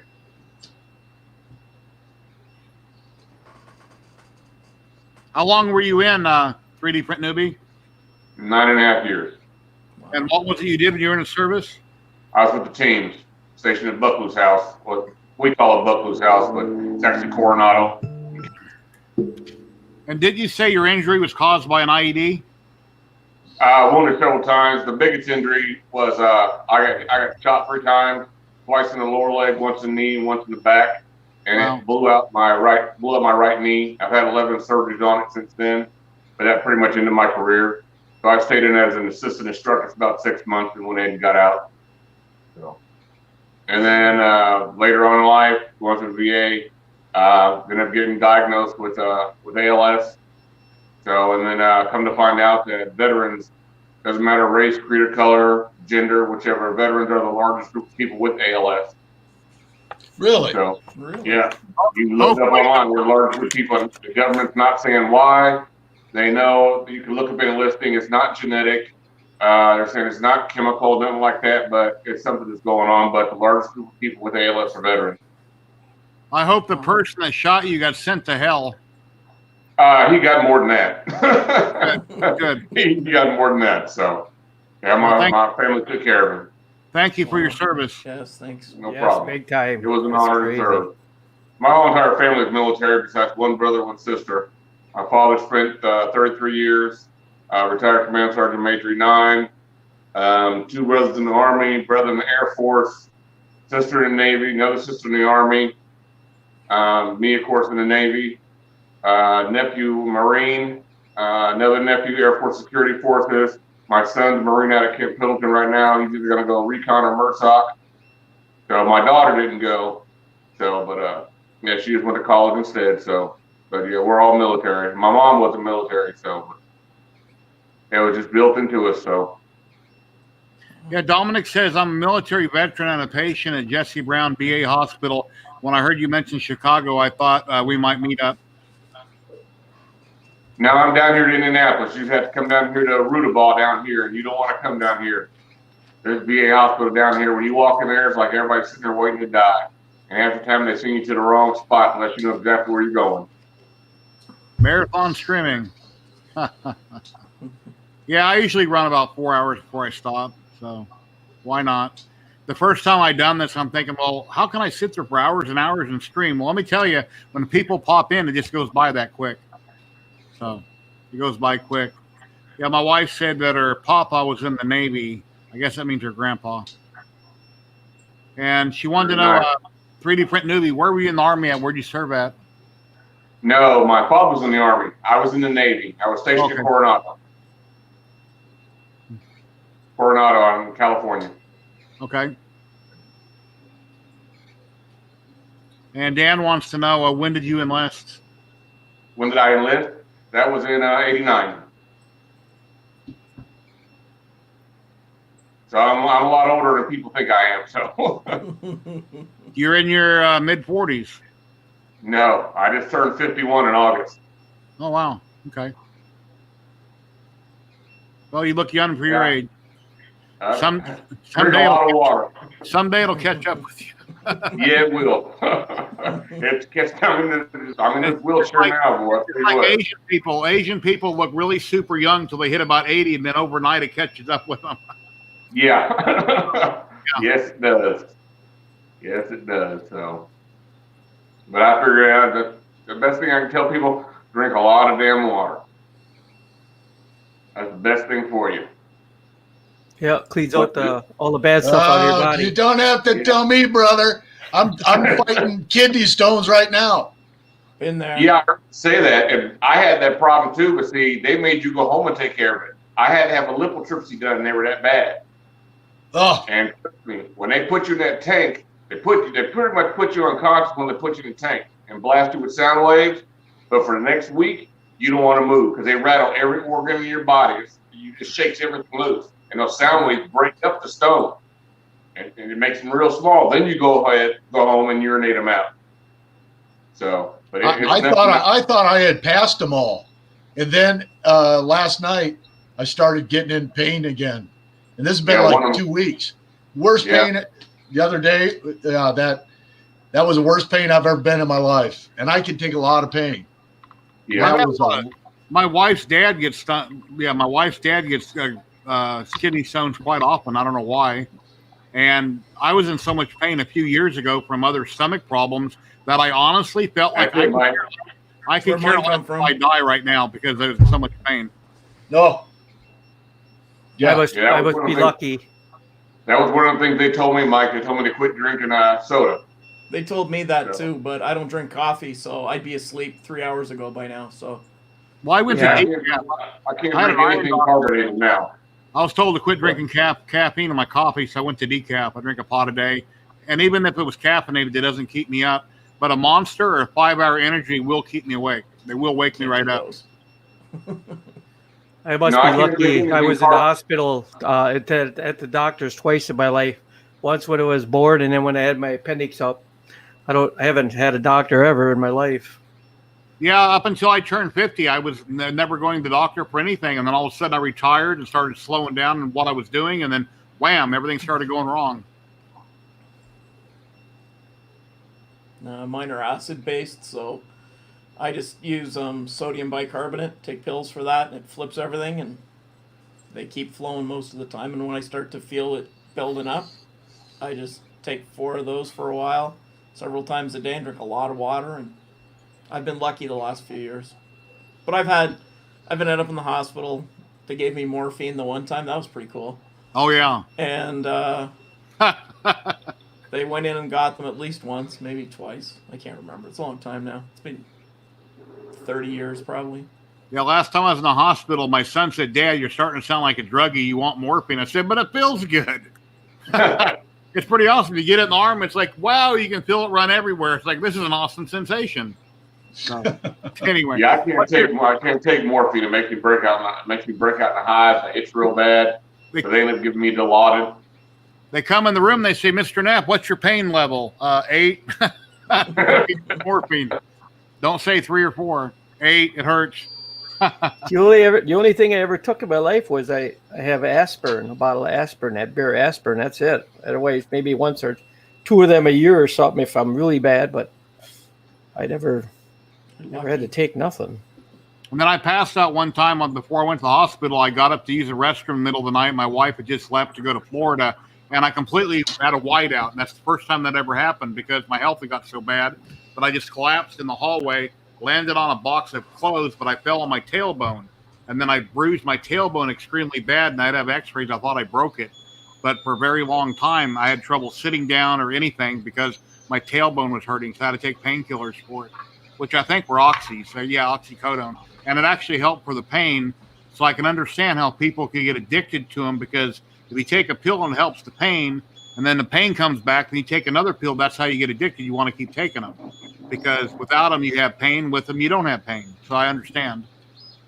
See, I take enough medication, especially painkillers, and if I would have took mine on schedule for today, I'm sitting at about probably a 6 right now, coming close to a 7, which I'm fine. I'm used to a lot of pain, but I would not be awake. But I mean, between just some of the ones I take, I've got Dilaudid, I've got Valium, I've got Norcos. I got Dantrolene, I got Baclofen, there's another muscle relaxer I'm on, and that's not including all the other ones. So I take just the Dilaudid.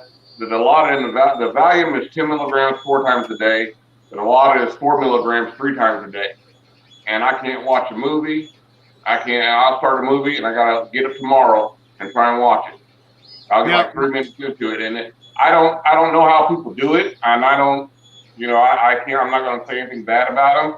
But if they want to sit home and get high all day and stuff like that, well, I can't do it. And I got a pill cutter, I got everything, and my nurses gave me a pill cutter. When I left the hospital last time, it's time for that. Because they see what I'm like when I'm in the hospital and they have to get my medication. I'm just basically lethargic. So I'll cut it and I'll take the dosages throughout the day, but I'm not taking them all at that one time because I'm just a zombie in my chair or in bed. I'm life is hell now, but there's people worse off than I am. But I'm just not going to live it being doped up all the time. Yeah, my wife is working. That's that's the full bed, man. Okay. Yeah, you're pushing the limits there. Yeah, that's when you know you got something tuned in good. Right there when you look at the first layer. What are you using for bed adhesive on there? Nothing. Brave. That's my new miracle bed. It's 9. It's polycarbonate. Nice. 9. Bad. I've got to send Jerry one. I got a bunch of my sheets in the mail today, so I'll be able to put a few of them together and send one out to you. That'll be awesome. Yeah, send me out any kind of paperwork you want to write up to tell me a little bit about it, and maybe at some point let me do it. Well, tell me what you know about it or what I should look out for, do or not do, and if you want, I can do a video on it or not. I mean, it's up to you. Yeah, I don't know. I paid I have a friend that's a patent attorney, so I didn't exactly pay him, although I owe him now. But we got together and he did an evaluation on it, and he says, well, we really can't patent this. Everything is already out in the public domain. People can see you. Does he tell you? Does he tell you ever? Well, I don't know if he's going to tell you. They're going to get paid, but is a patent really worth anything? Because I know some guys. When I was younger, in my 20s, designing stuff. Oh, you should get a patent. You should get a patent. Okay, $20,000. Guess what? China sees it, and if I sell the product for a couple $100, they see it and they sell it for $30. Now what? Yeah, patent's no good. So I never patented nothing. And you have to be able to afford to defend your patent. Well, yeah, that's just so it. You got to make enough around money with $20,000. it. Yeah. And that office, that organization is very corrupted too. Patent office. Yeah. So you got to be careful. What the hell's Llama doing up at 10 o'clock at night, man? You're supposed to be asleep by now. He got up to use the bathroom. I thought it was safe to come on here because you'd be asleep. Jeez. It's Friday night, man. I get to stay up an extra. Look, you got to put pants on, man. Come on. I know it's a live stream, and it's from the waist up. But Isn't that the rule? No you got pants? to put pants on. That's what you told me. My feet are cold. What do you think you are, a CNN legal analyst? Yeah, I hear Canada's got snow right now in parts of it. Not here. It was Not that cold. 78 degrees Fahrenheit here today. Oh, Brian Baker said something about snow, unless he was joking. Oh, out there, yeah. We got snow. Out west, they've had snow. Yeah, we got snow. Yeah, Alberta. We got snow north here in Wisconsin, up north by the Lakewood area, Towson, up in the sticks. There's snow up there now. Where do you live, Dixon? Wisconsin, right in the Fox River Valley area. Green Bay, south of Green Bay. Green Bay? Yeah, okay. Yep, south of Green Bay. Gotcha. Kimberly, there's Appleton and Kimberly, Little Shootout, so they call it the Fox Cities. I got you. Yeah. I'm just south of you. Really? We're in Iowa. Yeah. So, yeah. Okay. yeah. Yep. Yeah. Did that big 6 inches. Jerry was talking about that big storm that went through Tim's place, but that hit me about 2 hours before that because I'm to the west of Tim, and it was the biggest ass storm. Well, except for the derecho that was really weird, but that was a pretty big storm for October. Yeah. Yeah. We haven't had rain or a storm in about 8 months, and when we do have a storm, the thunder and the lightning isn't that bad. But I know back east, like when I heard it on the camera, those storms back east where you guys are really violent, and they're louder than hell. It's like, oh shit! Yeah, But they're not that bad here in Vegas. Yeah. Yeah, we had 2 days of rain, and that's when they got 6 inches of snow north of us, but it didn't last. Yeah. Partially rained. That's the kind of stuff that scares me when I got 10 printers running. It's like, holy shit, I can lose a lot. I've missed many a print, and I don't I don't have any recovery on any of my printers, and I don't have any UPSs on them either. It's just, I guess it's not that important. I don't know. I got a kick out of these little king runes that I built. It's crazy how good the resolution is on the prints. And I tested their power. I tested their power failure and running out of filament. Here is when I did all my little pieces of filament, and them things went right back. I was amazed at them little king rune printers. Them. How long did you leave it off before you turned it back on? One time the filament ran out because I was downstairs doing some other stuff. Came back up, turned it on. Says, you want to resume? I go, yep. It went right from home. It went right back, and I had no. You know how sometimes you get a little nipple there or a little. Yeah. I was amazed. I'm thinking, oh my god. Well, that's why when I had that production one, I got it down at work for doing prototypes, and when I seen the resolution and how good it printed, I thought, holy crap! I thought I'm going to buy 3 more of them, and then that'll help me get out what I have to get out. And so then I tested it, and then I was testing it. Thanks to Llama, I looked at some of his videos too, learning how to use that idea maker, because I'm looking the quickest way to print these. Remember I was going to use the robot or otherwise that sequential printing or have them push them off the bed each time. And I've been using an idea maker with these. It works really well. Setting up sequential printing can be a kind of a pain in the butt, but once you get it going and you figure it out, it's really. Yep, I noticed it's going to work real good for a size piece like this, especially on the little printer, because when you get the big, you get that small of the king rune is a 7x7 inch plate, and when you get that small, then you can't do as many pieces as if I had to push it off, I could just have it repeat 20 times. Yeah, well, then you get that. I don't know if you know Mike, but he's got the auto drop that does just that. 3D print newbie's phone number. What's he said his phone was too hot? Yeah, he was streaming from his phone. Got hot. Oh, man. I know. I used a cell phone one time to set up as a webcam on my old phone. It got hotter than hell and it shut down. Yeah, they do get warm. Really? Yeah. Especially when they're in a case. Yeah, I was in a case. Because they aren't meant to dissipate. Like, they can't plan for that. So. Okay, so if I ever try to use my old phone again, take it out of the case. And then drop it. Yeah, that case that holds the heat in, that's no good. And then drop it. I did that. It'll cool down real fast. Yeah, it was Murph, I think, last year, and had it in one of the gimbal things, the DJI one. And I had to take it out just to get it all the balance right so it would work. And yeah, sure enough, at one point, and the thing's really clamped in there. I don't know how the hell it came out, but it hit the floor. It lived. So what? Yeah, he's been on before many times.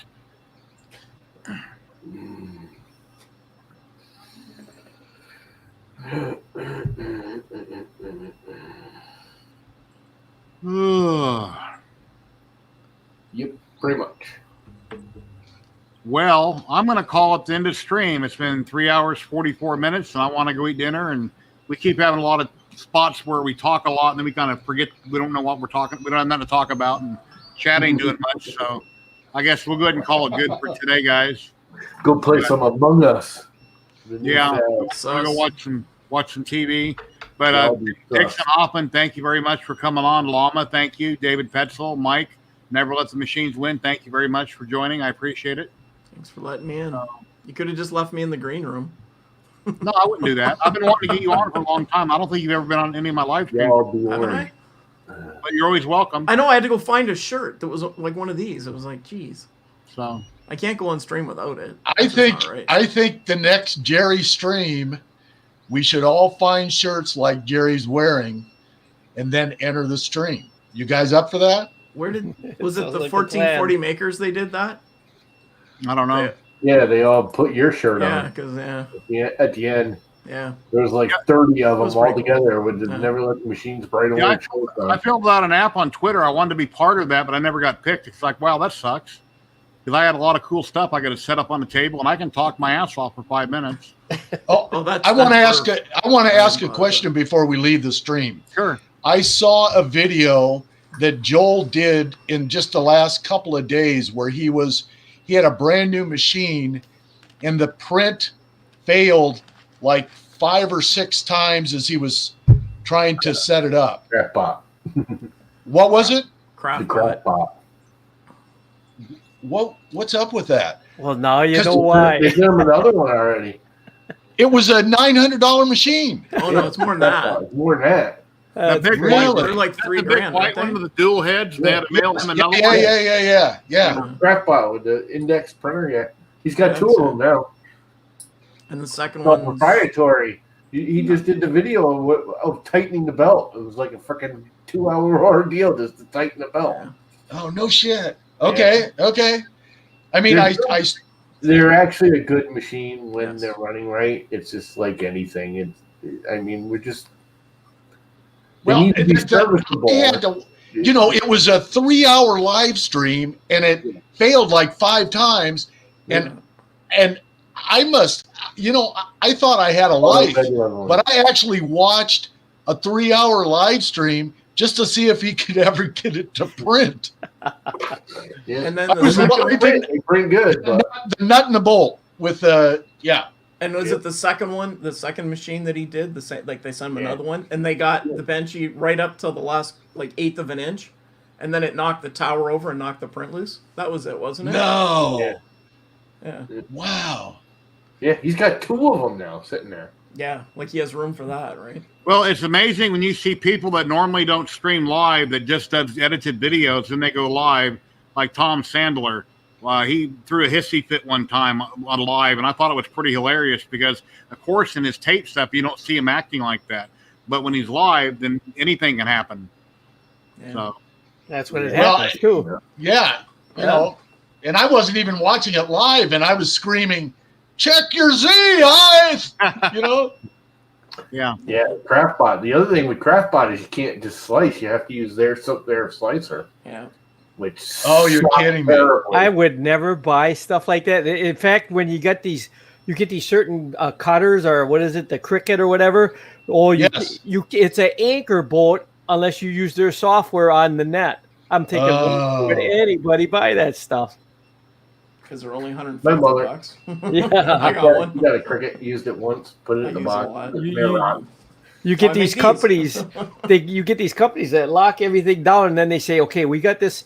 Well, I know there's people that got the what's that with the belts that Carver what the heck is it again? Pro Carver, Carver V Pro or no that one that a lot of people got, which just got the belts and the software's on the internet. Everybody have a great night. I'll be back on Sunday if you guys want to come back and hang out. But I'm going to bleep everybody out here, then I'll say goodbye to everybody. But all right, have a good one, man. I really Thanks, Jerry. Take care. Thanks, Jerry. See ya. Be safe. Take care. Thank you. Thank you, David. Well, that's going to be about it, guys. It's been 3 hours and 45 minutes on a Friday afternoon. I'll probably come back Sunday night and do this again, or Sunday afternoon sometime. I'm going to be making a video either tonight or tomorrow on my Ghostbuster car. It'll be the second video in my series working on the car and building it. But please like, subscribe, share the video, leave a comment. I'd really appreciate it. And if you want some cool discounts or you want to help out the channel, below in the description, there's ways you can do it. So everybody have a wonderful night and happy printing. Take care.